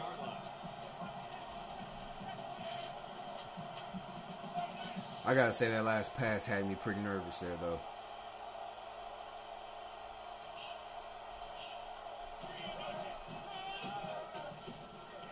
Woo! All right, I think the game plan should be try to score here before 2 minutes. Just under 3 to go in regulation.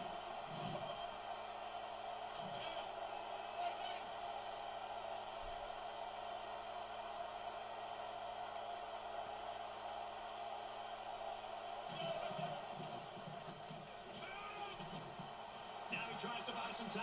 Dives forward. Crazy scramble there. It's a nice job again up front by the offensive line. Doing a good job of neutralizing the defensive front. It's allowed them to move the ball down the field.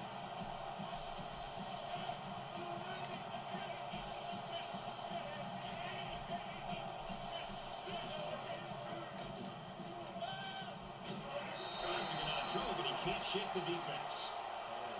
That's me doing too much there.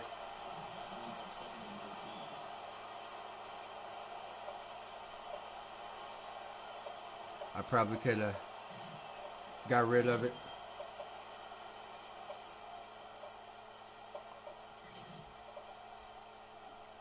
And this play is number 8 on the drive. All right, we got to get in this end zone.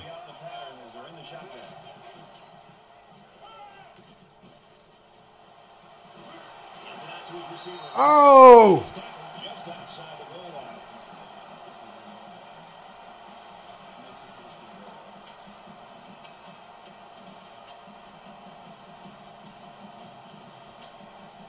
Is he out of bounds, inbounds?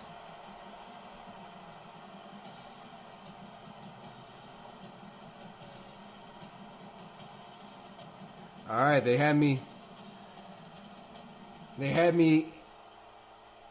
inbound, so we're going to let this clock run. QB sneak it and put it up to the D. I mean, really, you could go as far as taking a knee, and so.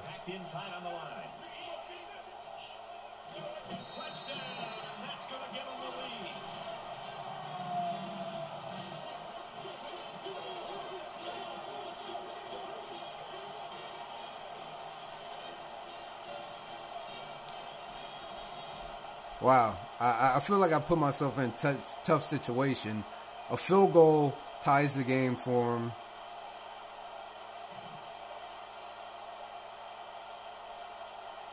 I'm gonna trust my defense here. Trying to go up by 3. They'll kick the extra A field goal ties the game. And he adds the extra point. A 9-play, 76-yard drive. We got the number 1 defense. I'm gonna trust our defense to come through with the stop here. The score now, 27-24. This one's going to be down in the end zone for a touchdown. So Kurt, yeah, here we go. Bryce has got close one there, close one there, close one there, very close one. Okay, so they got 3 timeouts. They've got a chance to control this game late in the ball game with one of the best quarterbacks in all of college football. We got 3 timeouts. Minute 20. Deep breath and just relax and go through his progressions. This defense better dig in. This is going to be. Let's go! The senior, Chris Johnson.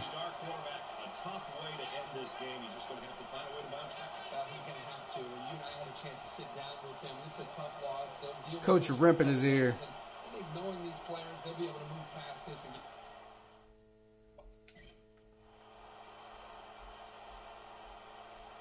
He thought he had him.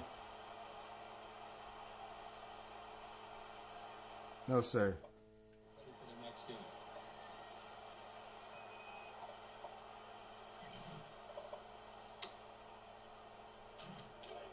First down, 10 yards to go. Ball on the 30. Let's go!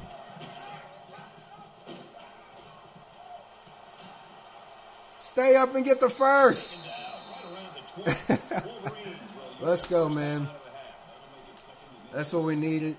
Got the stop. Heading into the offseason, some winners. Send out the seniors on a good note.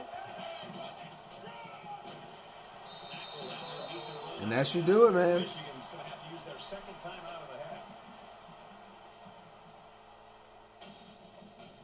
That should do it.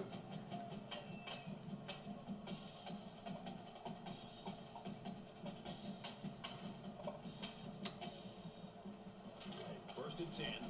Ball on the 16. We threw an interception. They threw an interception. And they'll just take a knee here to kill the clock. Michigan. Man, Their final timeout. that senior Chris Johnson comes through. He's also another player where if you check the stat line, for some reason they weren't picking the ball off as much as David Phillips was. The quarterback takes a knee, and that's always a good sign if you're a fan of this team. However, it came through when it mattered the most.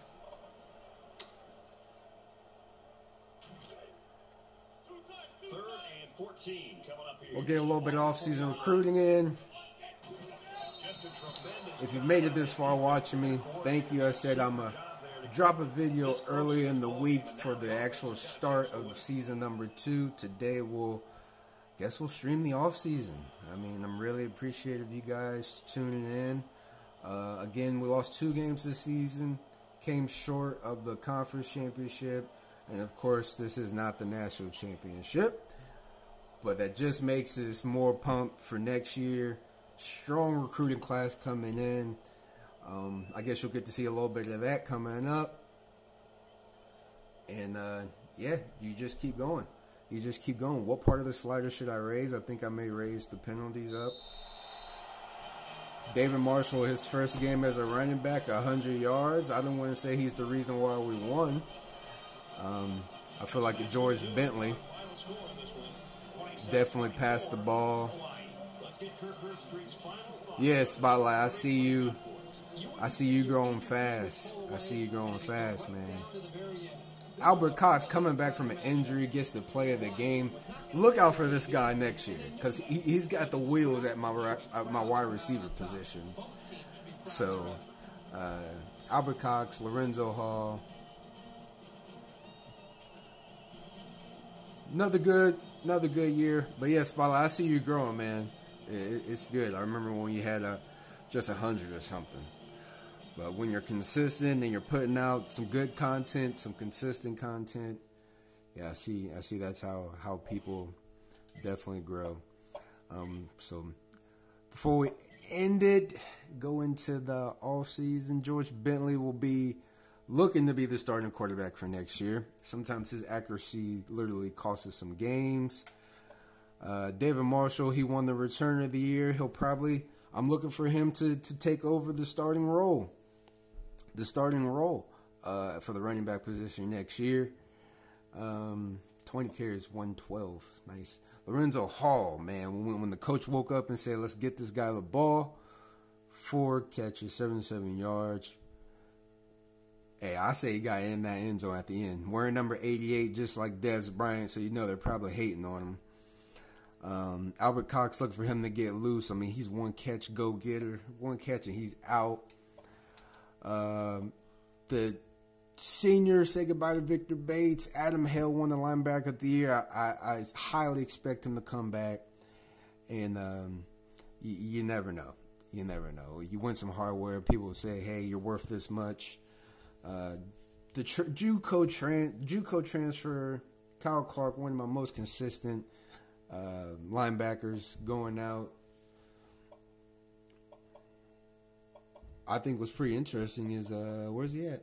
Man, that's crazy. We went up some pretty stiff competition, and Peter Gibson, who won the Lombardi of the Year. I don't know if he took this game off to, get ready for the draft, or if going up against some stiff competition really showed Gibson off a little bit. Maybe, I don't know if the NFL scouts would be pleased with that. But then again, you see Sean Rodgers only had one tackle, Feener one tackle. Maybe Michigan was just a very good team. But we come out on top. It's another bowl victory for myself as a coach. Whoop-de-doo. That's not what the university is looking for all the time. They're looking for national championships. They're looking for conference championships. So clearly we still got some work to do. So those of you who've been watching, tuning in, low yards, we had the possession at the end. Let's hop into getting the offseason going. So Orange Bowl, get that vitamin C. Get your vitamin C. Tons of vitamin C within oranges, if you didn't know. Learn something new every day. Skills in the coaching tree. I really focused on recruiting. I kind of like that, my game plan isn't like super dope. Maybe that's another reason why, it's still competitive and I lose some games. Shout out to Xbox. Other than that, I wanted to see who would actually win in some of these top games. What do you guys say? No, we're not going to play Georgia Tech. I want to sim this game though and see who actually wins.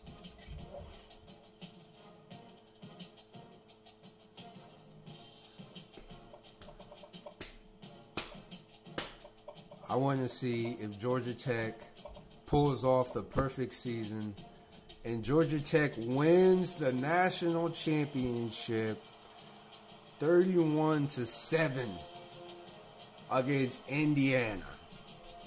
The option game puts them 14-0.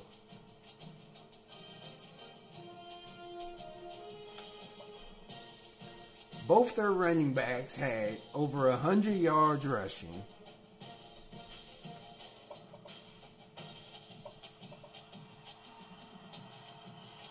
Yeah, so that's how that goes. So guess we'll advance. What's next in the season? We'll recap a little bit of that in the season. What it is, what it's not. I really thank you guys for watching. Some of you guys probably watching. I probably watch your guys' channels. I know Spotlight, I watch your channel. I'm jealous of your thumbnails. Trying to get my thumbnail game up there.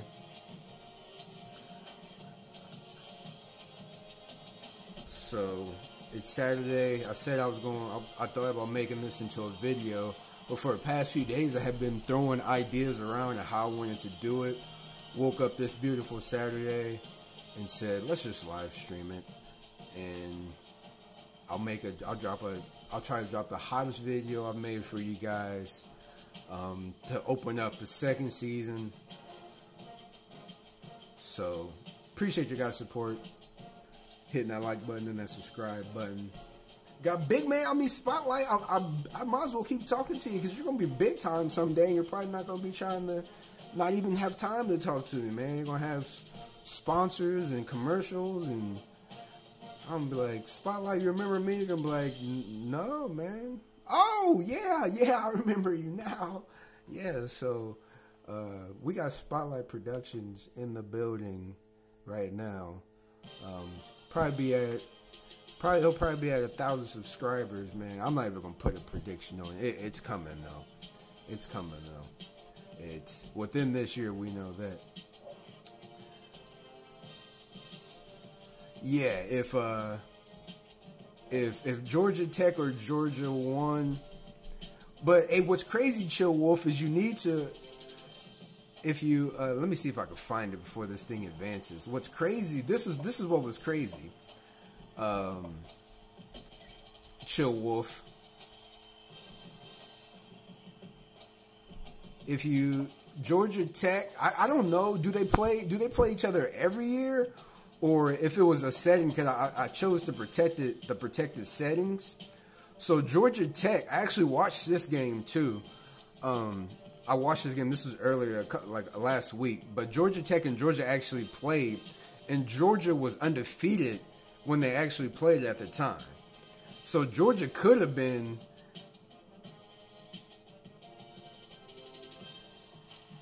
Appreciate that spotlight. But Georgia and Georgia Tech, they were actually number 1, number 2, and I actually watched this game, the computer go against each other. And so I was like, if this was in real life, I know this would have to be ridiculous in Georgia. If they were both number 1, number 2, and if either one of them won the national championship, I'm pretty sure they would turn up. But it was a pretty fun game. Georgia was up 20-7 at halftime. So I'm like, oh man, I watched this game for an upset, and these guys come back and they win. Even though this is a Hawaii Dynasty, we're talking about Georgia Tech using this option game to do something pretty ridiculous. And they won the national championship, so they could have lost it.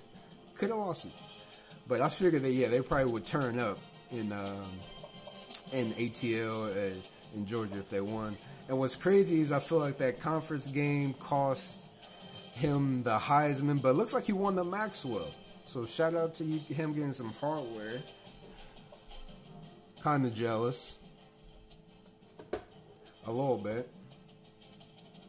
Oh, they play each other every year. So yeah, that's cool. That'd be dope if one year they were actually number 1, number 2. That'd be pretty wild. So we'll wrap up. We'll event. No Heisman winners this year for us. I don't know what I said. Peter Gibson, I wouldn't be surprised if he takes off for the NFL. Johnson had a surprise year. 7 sacks. I mean, I guess he's improved. He's 6 foot 330. What do you expect? Who's blocking him? You couldn't pay me enough to block him. Adam Hale, I take that back. There's probably a certain amount you could have paid me.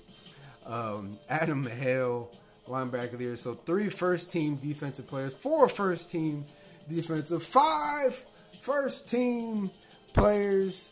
The senior, Tim Fenner, played with me for 4 years as well, so it's good to see him go out on top. Adam Hale, has been starting since he was a true freshman. Still sort of matched his freshman numbers. Sort of didn't.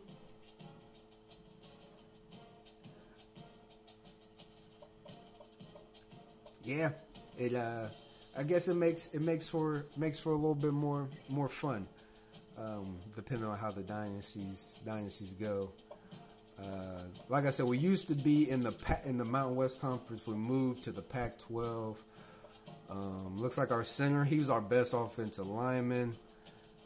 Gave up 4 sacks this year. He can't do it all, but only a sophomore. So shout out to him.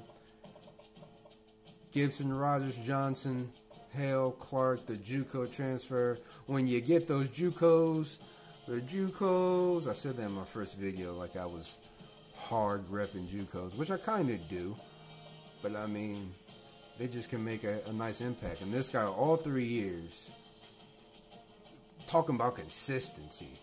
Wow. Consistency and improvements. Like, that's all you can ask for. So shout out to Kyle Clark. That guy should go to the NFL. David Phillips, shout out to you as well, man. See you later, senior. 4 INTs, 1 pick 6. Fenner and our guy David Marshall, kick returner of the year. Decent running back. Kick return, 4 TDs kick return, 1,300 yards, averaging 40 yards a game kick return. Live stream UFA. All right. Versus Toledo. And I feel like this was the icing on the cake that really got him the reward. If you watch our game versus Washington State, he actually That's when he actually had the 2 punt returns in one game. So shout out to David Marshall. Look for him to take over the starting back next year. The award winners, I guess we already know the award winners, right? He didn't win the Heisman, but he won the Maxwell and the Walter Camp. Gibson came in second. Don't know these guys, so honestly, we're just going to say forget them because of Lombardi. Went to Peter, Adam Hale, and David Marshall.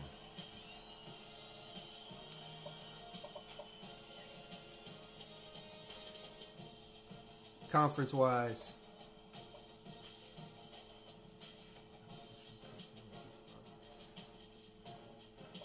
came in second. Told you we switched from the Pac-12. I wanted to mix it up, get some other universities, some some hardware, some championships, some top recruits. Like some programs never make it big because they never have championships or conference championships or winning seasons. So I knew moving around the Mountain West, it would leave some room for a school like UNLV. Did they win it this year? And they hadn't won a conference championship since 1994. And they win it this year because if it wasn't for us moving out, they probably would not have made it there. So maybe Wyoming next year can get it. I mean, after the 7-6 season, they should be able to get some type of recruits. But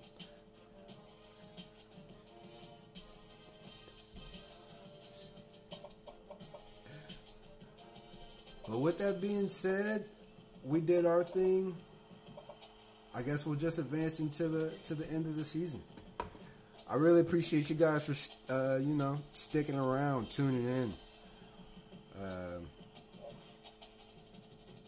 Recruiting battle for Brad Brock, Joel Douglas, Mike Pendleton. We got some hardware.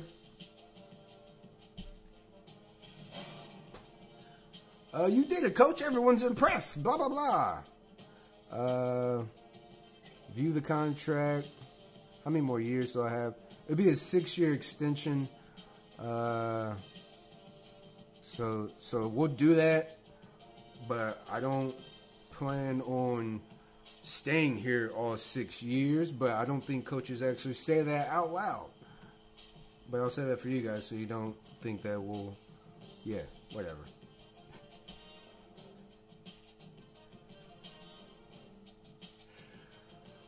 Mountain West Conference, that's before we...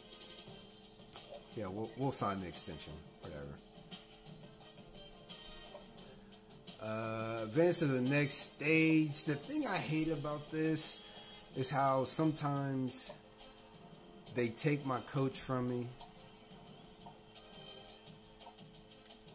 They sometimes take my defensive coach away from me after him having a very good year, so...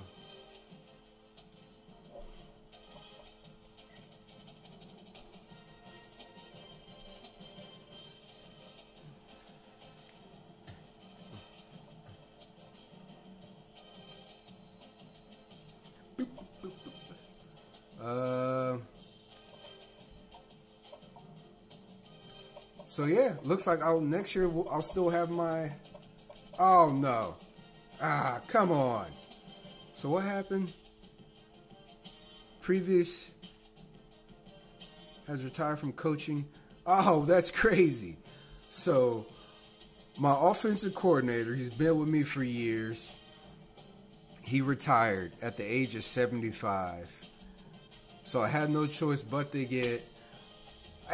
That's the thing I don't like about this NCAA is I would like to pick my coaching staff.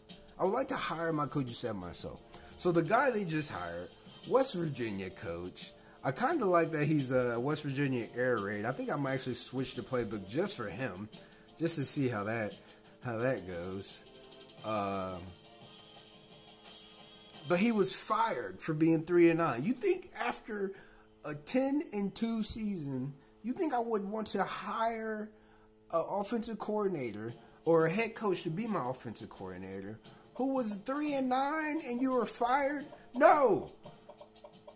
Why would I want to hire you? So I just like how they don't let me choose that. Whatever. Players leaving. We got a few seniors, not too many. 3 seniors leaving at cornerback, but last year we picked up 3 corners in recruiting, and we also picked up some athletes. Yeah, they be dipping out, and I'm like, where's the loyalty, man? Loyalty, loyalty, loyalty. They must have not heard the Kendrick song. You know, they must have not learned about loyalty. Now I gotta do my coaching upgrades. Jesus. Anyway, let's see any coaching changes within our conference. I got an extension. My coach retired. My defensive coordinator got an extension. That's a first, because usually my defensive coordinator be dipping out.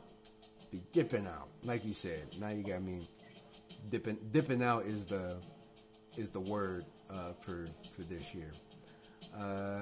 You want to transfer this? So this guy clearly was a recruit of mine that I redshirted, and now he wants to transfer for playing time.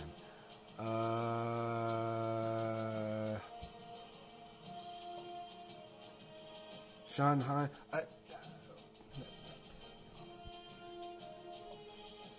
Sean Hines.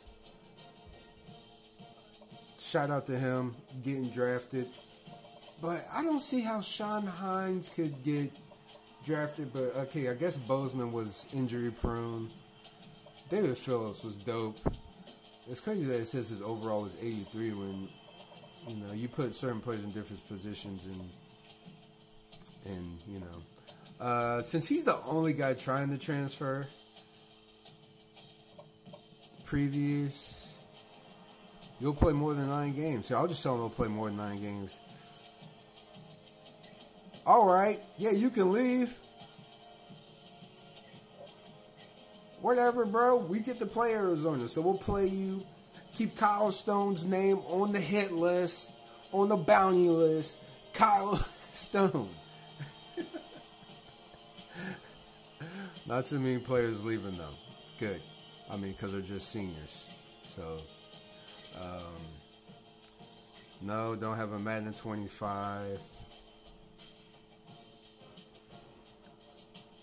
Draft results, man. That doesn't make sense to me. Bozeman could have got drafted again. I guess he was injury prone, so maybe not. But shout out to Sean Hines, another NFL pick. I mean, another NFL draftee. Yeah, we producing. Nobody trying to transfer. That makes it easy. Going into the recruiting, which should be.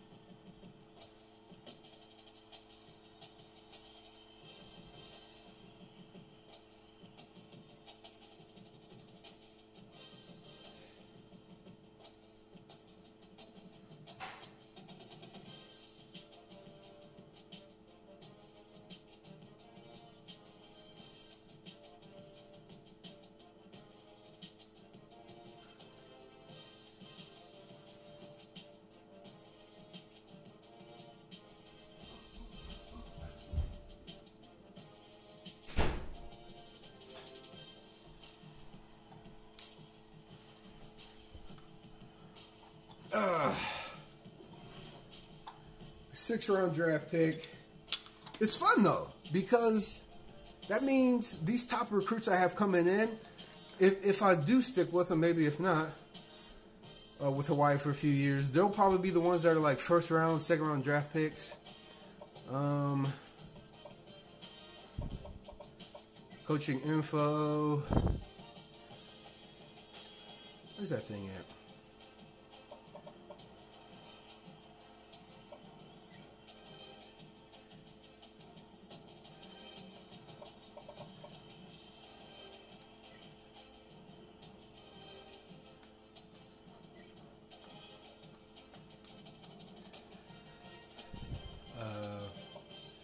Where's that thing at? Where it's like,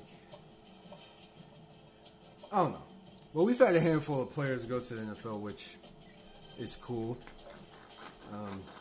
Probably a little different when they're all, you know, 4 or 5 star recruits.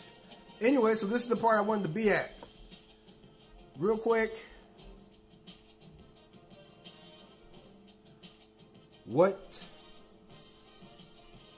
How do you guys think we should distribute these points?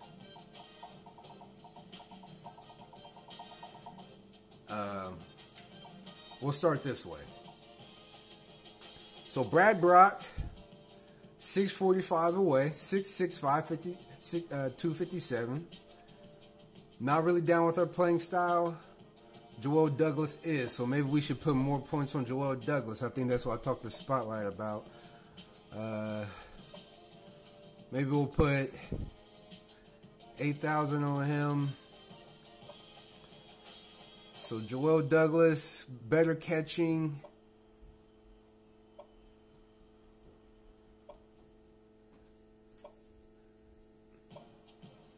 Their pass blockings are the same. Their elusiveness is pretty much the same. Everything seems to be around the same. Oh, man.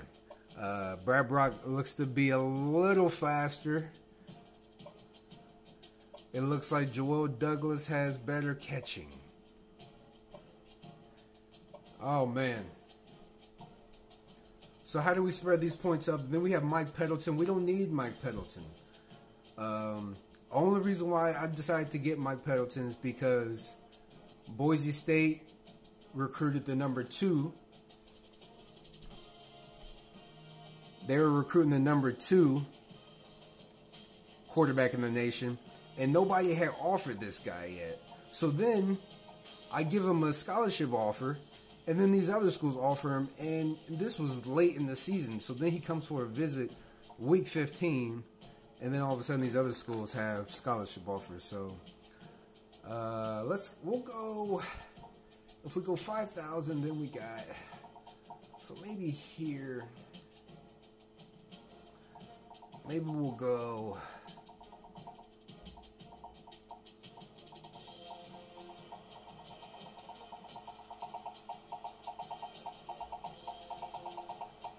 we'll go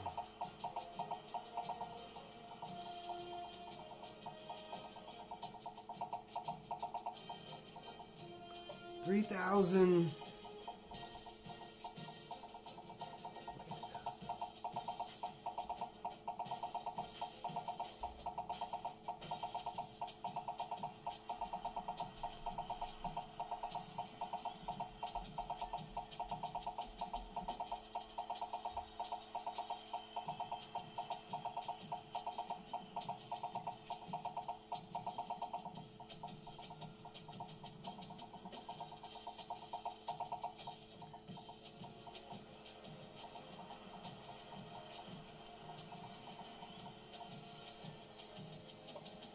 $7, $5.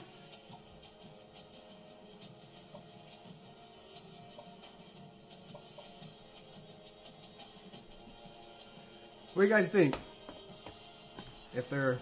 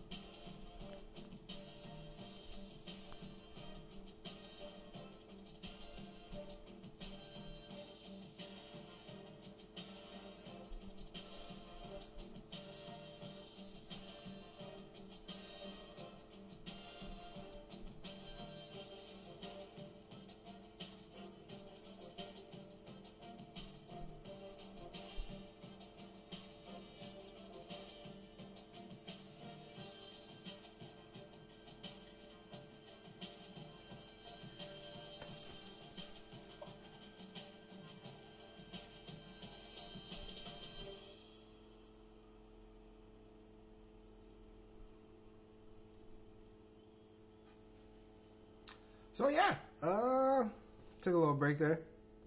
A little break. Trying to figure out if this is how I want to go about it. It seems like Joel Douglas is more about what we have going on. Seems like he's down with the conference championship. Blase blase, Brad Brock playing style. Mike Pendleton.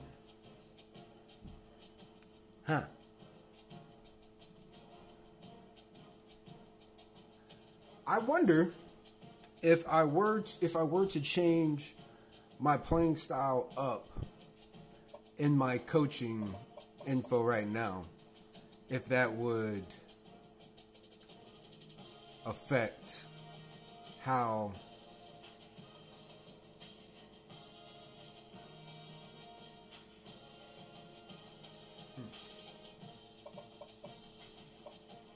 coach philosophy. So we just got a new head coach. So this year, I'm down to switch it up. Let's make it a little realistic. I mean, we've been making it, whatever. We got a new head coach, a new offensive coach, and he goes with the air raid offense. So I'm gonna actually switch the offensive playbook to air raid.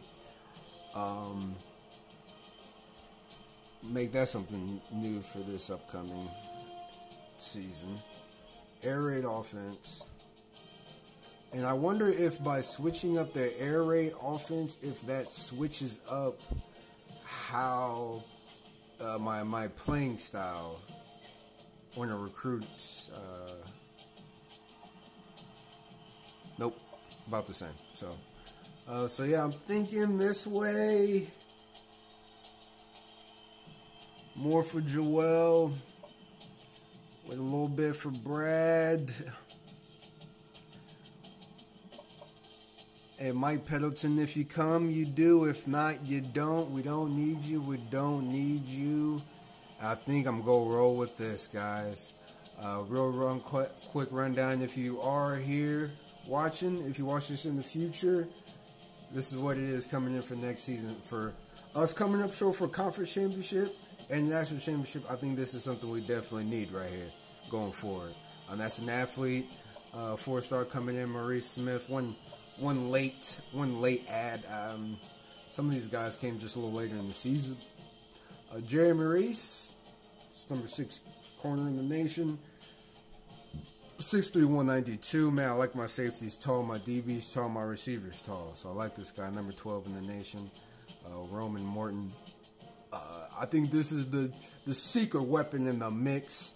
If we do get a tight end, if we don't get a tight end, if we get one of the tight ends, James Morrison, the 6'7", 233 athlete, will most likely play at the tight end position. I mean, they say he has coverage ability. However, do I really want him there? At DB at 6'7", 233?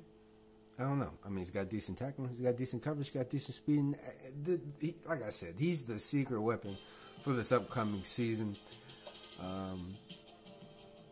Connor Mitchell, 6'2", 300 bills. I would really like all my D tackles to be over 300 bills. Kind of slows them down. But athlete, 6'1", Nick Rogers coming in. The number 1 center in the nation. I mean, our offensive line's been weak since I've been here in Hawaii, so this is necessary. And I think he understands that. 6 foot, 285, out of Pennsylvania. The number 1 safety out of Cali, Nick Alvarez. Aaron Rich, out of Hawaii. What are they saying? It's a possibility that we lose Hawaii as a pipeline state next year? Wow, we're in Hawaii. Been recruiting everywhere. Pipeline, Louisiana, Al Jacobs, number 4 tackle. This is something we really need. And then we got a couple JUCOs. We got 3 seniors leaving that corner. Oh, they already left. If they took them out already. Yeah, so now we got 3 sophomores at corners. So this JUCO coming in adds experience. It adds some youth talent. Hey, you get it.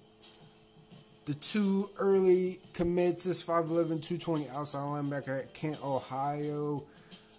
Shout out to the great state of Ohio. 84 speed, 99 acceleration.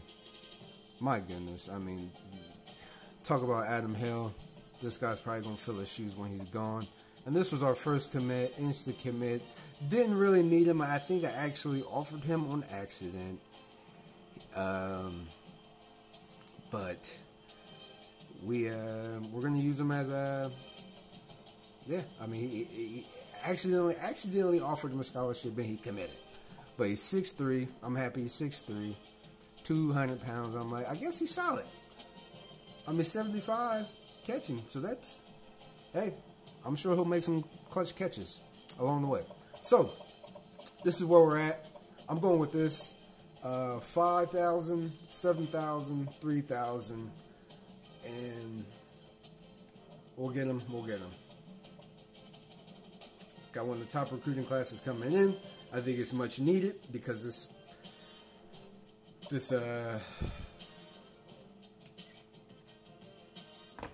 these directors are expecting championships, right? So let's get them championships.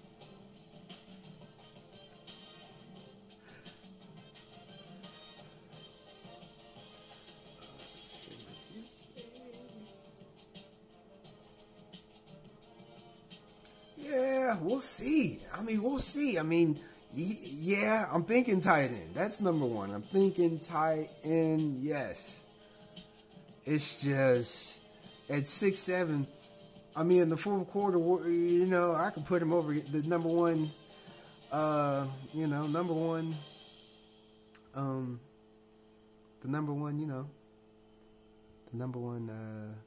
receiver. Maybe he'll pick some off. Maybe. But yeah, this is a surprise. You never know how it's going to end, how it's going to go. But we get both of them, the number one and number two tight ends in the nation. Wow. And Mike Pendleton goes to Cincinnati, so we'll be putting Cincinnati on the schedule. I like to do that because that's a recruit where it's like, dog, like, you know, I didn't want you. I did. I offered you not because I needed you though. I did offer you for an interesting reason, and then I started catching feelings for you, Mike Pendleton, and then you left. With you know, but he knows what it is. He'll be on the bench here. He'll get to play there. So signed 2 5-star prospects. It's the number one class. I've never had the number one class before. This is a first for me ever, even in all my times of playing NCAA throughout the years.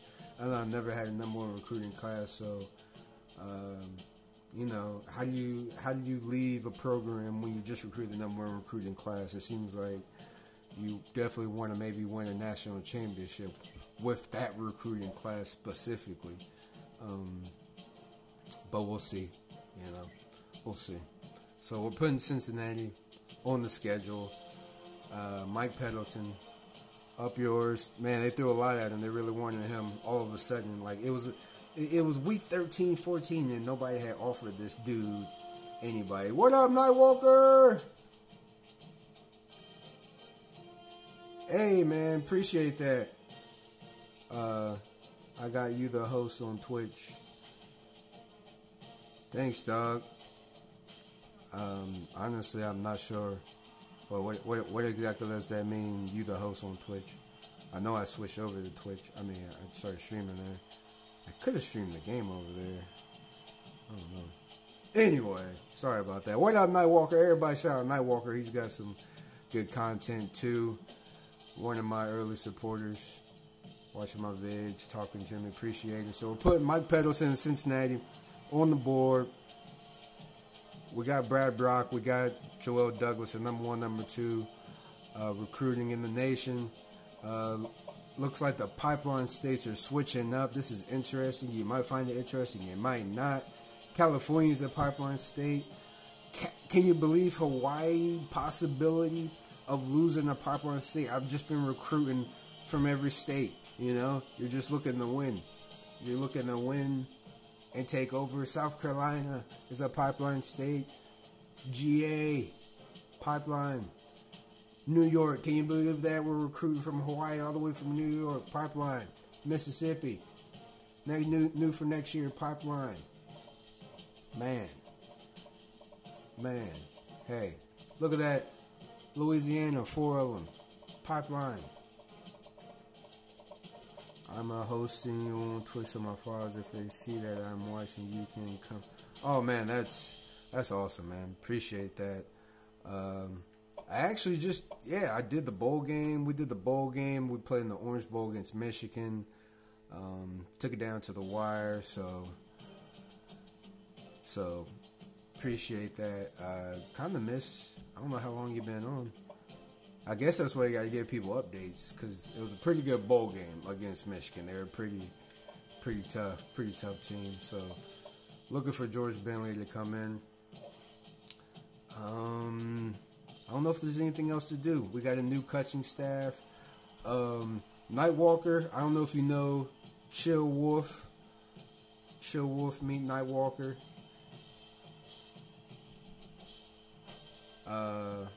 Maybe you guys do know each other. I saw that I had,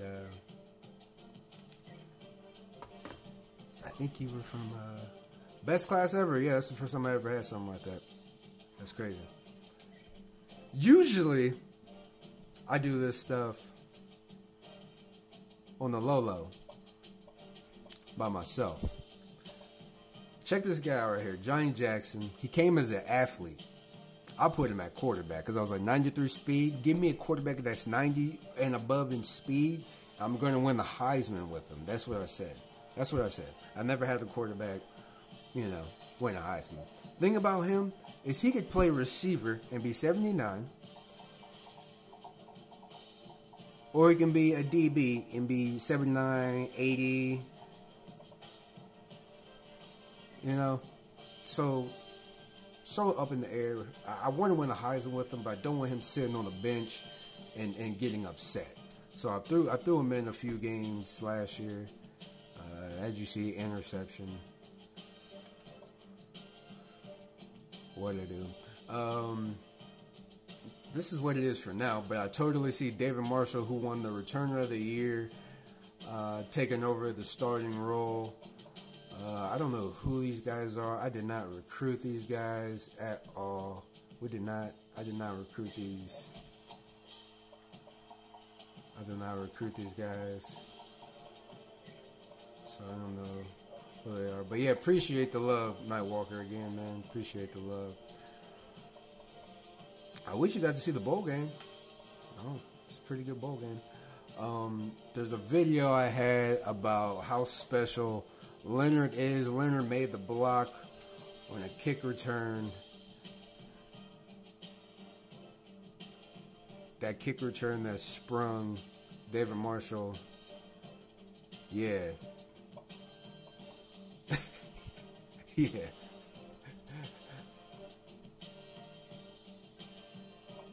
Yeah, they're walk-ons. I just hate when it's like, if it was one guy that showed up, I'd be like, oh, okay, let's see. But it's 2 guys, so I'm like, nah, you're telling me I gotta cut both of you because none of you guys are like worth it. I don't want to keep them on the roster because that kind of hurts recruiting. What states are they from?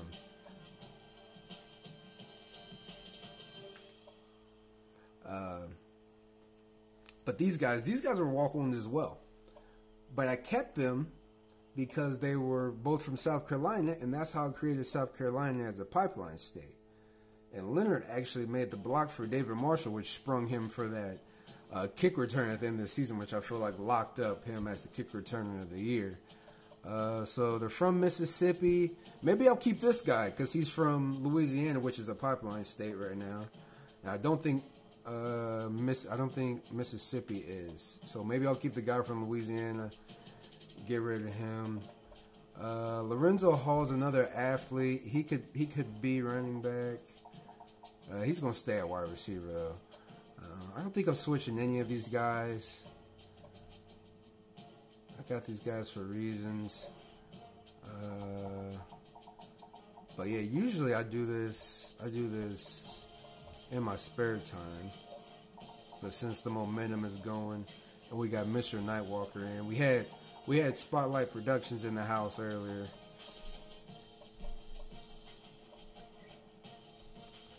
So some of these guys are going to get cut. That's all I got to say.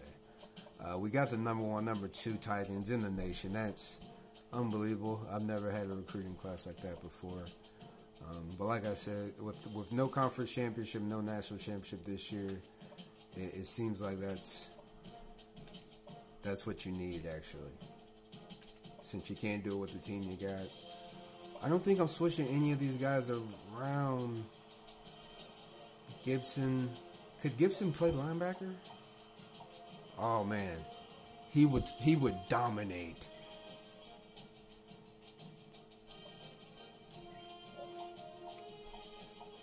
I like to see if my D ends could possibly play outside linebacker. I mean, because that's what they do in the NFL. I mean, he's 6'6", 237. I mean, that can be linebacker numbers size, right? Brian Allen hasn't got much playing time this year, so we'll be looking to see him shout out. He's a red shirt, so it looks like I recruited him. He could be an 83 tackle. Cedric Gray. Towns. It's got some wheels on him, so maybe in the future. David Marshall. David Marshall, the best returner of the year. He's 96 speed, 94 acceleration, 93 elusiveness. He's got 88 stiff arm, but I don't even use the stiff arm that much. I got in the habit of this freaking spin move. Like, I got to break out that habit. Looks like his stiff guy used that stiff arm a little bit better. But yeah, I was trying to create this highlight tape for David Marshall. And I guess I can still finish it. Athlete. Yeah, here we go. Athletes. Here we go. The guy we were talking about. James Robertson. 6'7", 237. Some say tight end. Some say wide receiver. He could play wide receiver. He'd be 78 wide receiver. Wow. Wow, look at that. Look at that. We talked about this. We talked about this. They said the 6'7", 233, he would be a 53 as a tight end. Wow. So you're telling me, I guess he can't block worth a crap? 80 catching. 80 catching.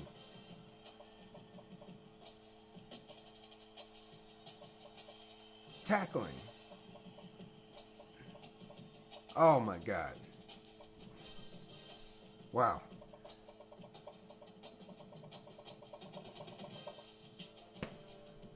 Wow. So he can't play tight end. We're pretty much booked at wide receiver. We're booked. Booked for a few years, all right? So we don't need a 6'7", 233. I mean, 78, I mean, I guess he could be. And then at DBs, he's actually absolutely horrible. This is something else. Oh, man. Can you keep a guy at an athlete for a season? That's crazy. All right, so Nick Rogers, 78 wide receiver too. All right. DB, 79 is a free safety. Yeah, 53 is a tight end. Man.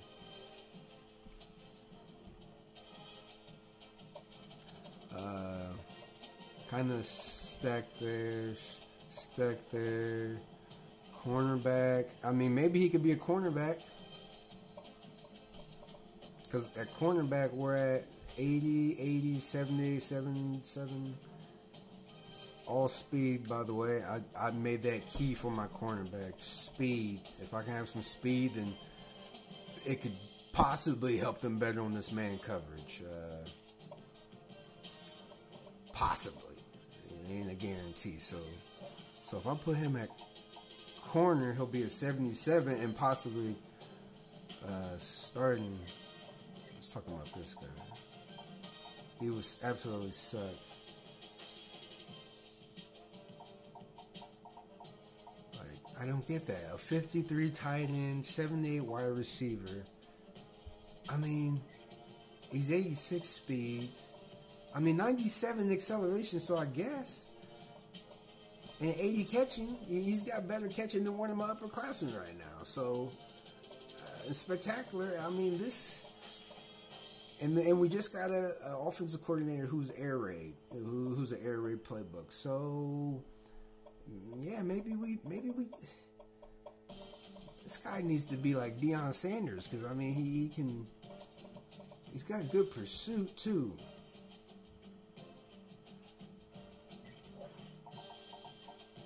Outside linebacker, he's block shedding.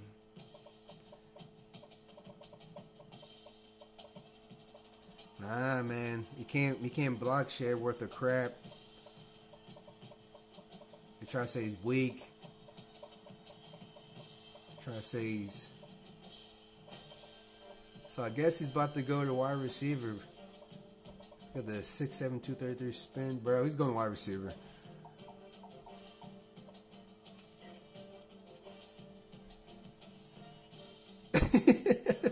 he went to wide receiver. He's got some athletic ability that when we get the ball in his hands against this computer, Nick Rogers, he's probably about to go to free safety. But he's got, okay, let's see. What's his tackling? Tackling is terrible. Oh, no, tackling, sir. Oh, tackling is about the same. Okay, so 6'3".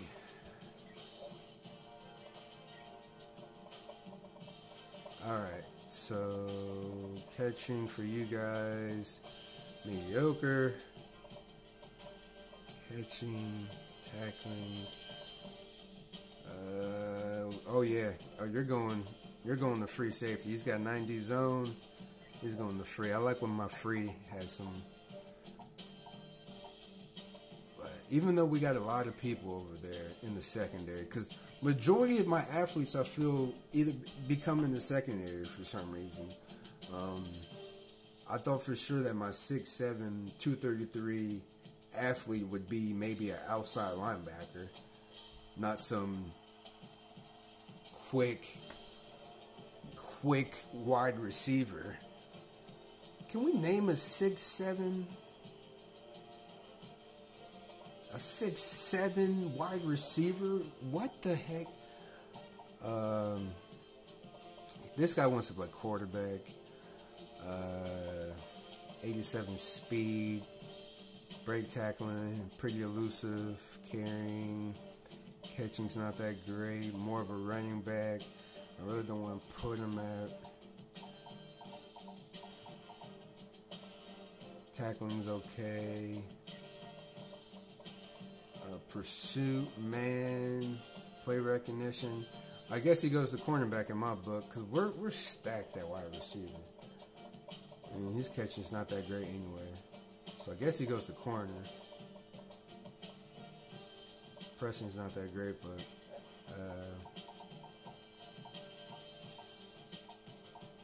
his overall is more for strong safety and free. However, I don't need him there, so I'm gonna put him at cornerback.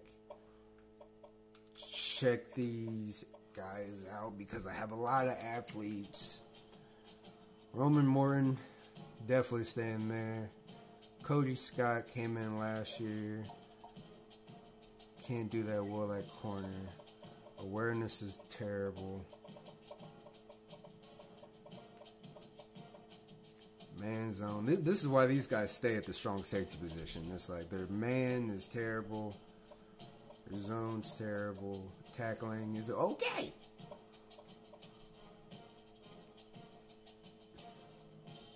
If this game was that in-depth, maybe EA's taking notes and they're trying to get the next NCAA game to be that in-depth where you can transfer people. I mean, you used to be able to, players used to get suspended on this game. Like, you used to get people that would get suspensions for academics or silly stuff.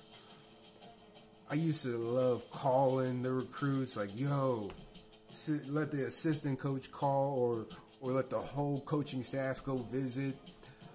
Pretty dope. This is what I'm talking about right here. This is something that would keep me at Hawaii for a little bit, and then I would bounce if, you know, I see like my recruits come in and being able to impact early. So 97 speed, that's crazy. But Marcus Walker, he was an athlete, so let's see where we can fit him. Strong safety, so our overall strong safety is 84. Josh Jackson, he's earned it. Look out for him to have a pretty good year. 76 awareness too, true junior. So JJ, what up, JJ? Thanks for tuning in, brother. Appreciate you watching. Position changes heading into the 2018 season. I'm just ranting about how the old NCAAs used to be, how I used to like how you could actually call the recruits, and players used to get suspended for silly stuff. Yeah, man, it's funny what they keep and what they take out. Interesting. Anyway, so we just had an athlete of ours, Nick Rogers, become a free safety. As you see, I recruited this guy, and this guy was an athlete, so I'm seeing maybe if I can fit him somewhere else right now.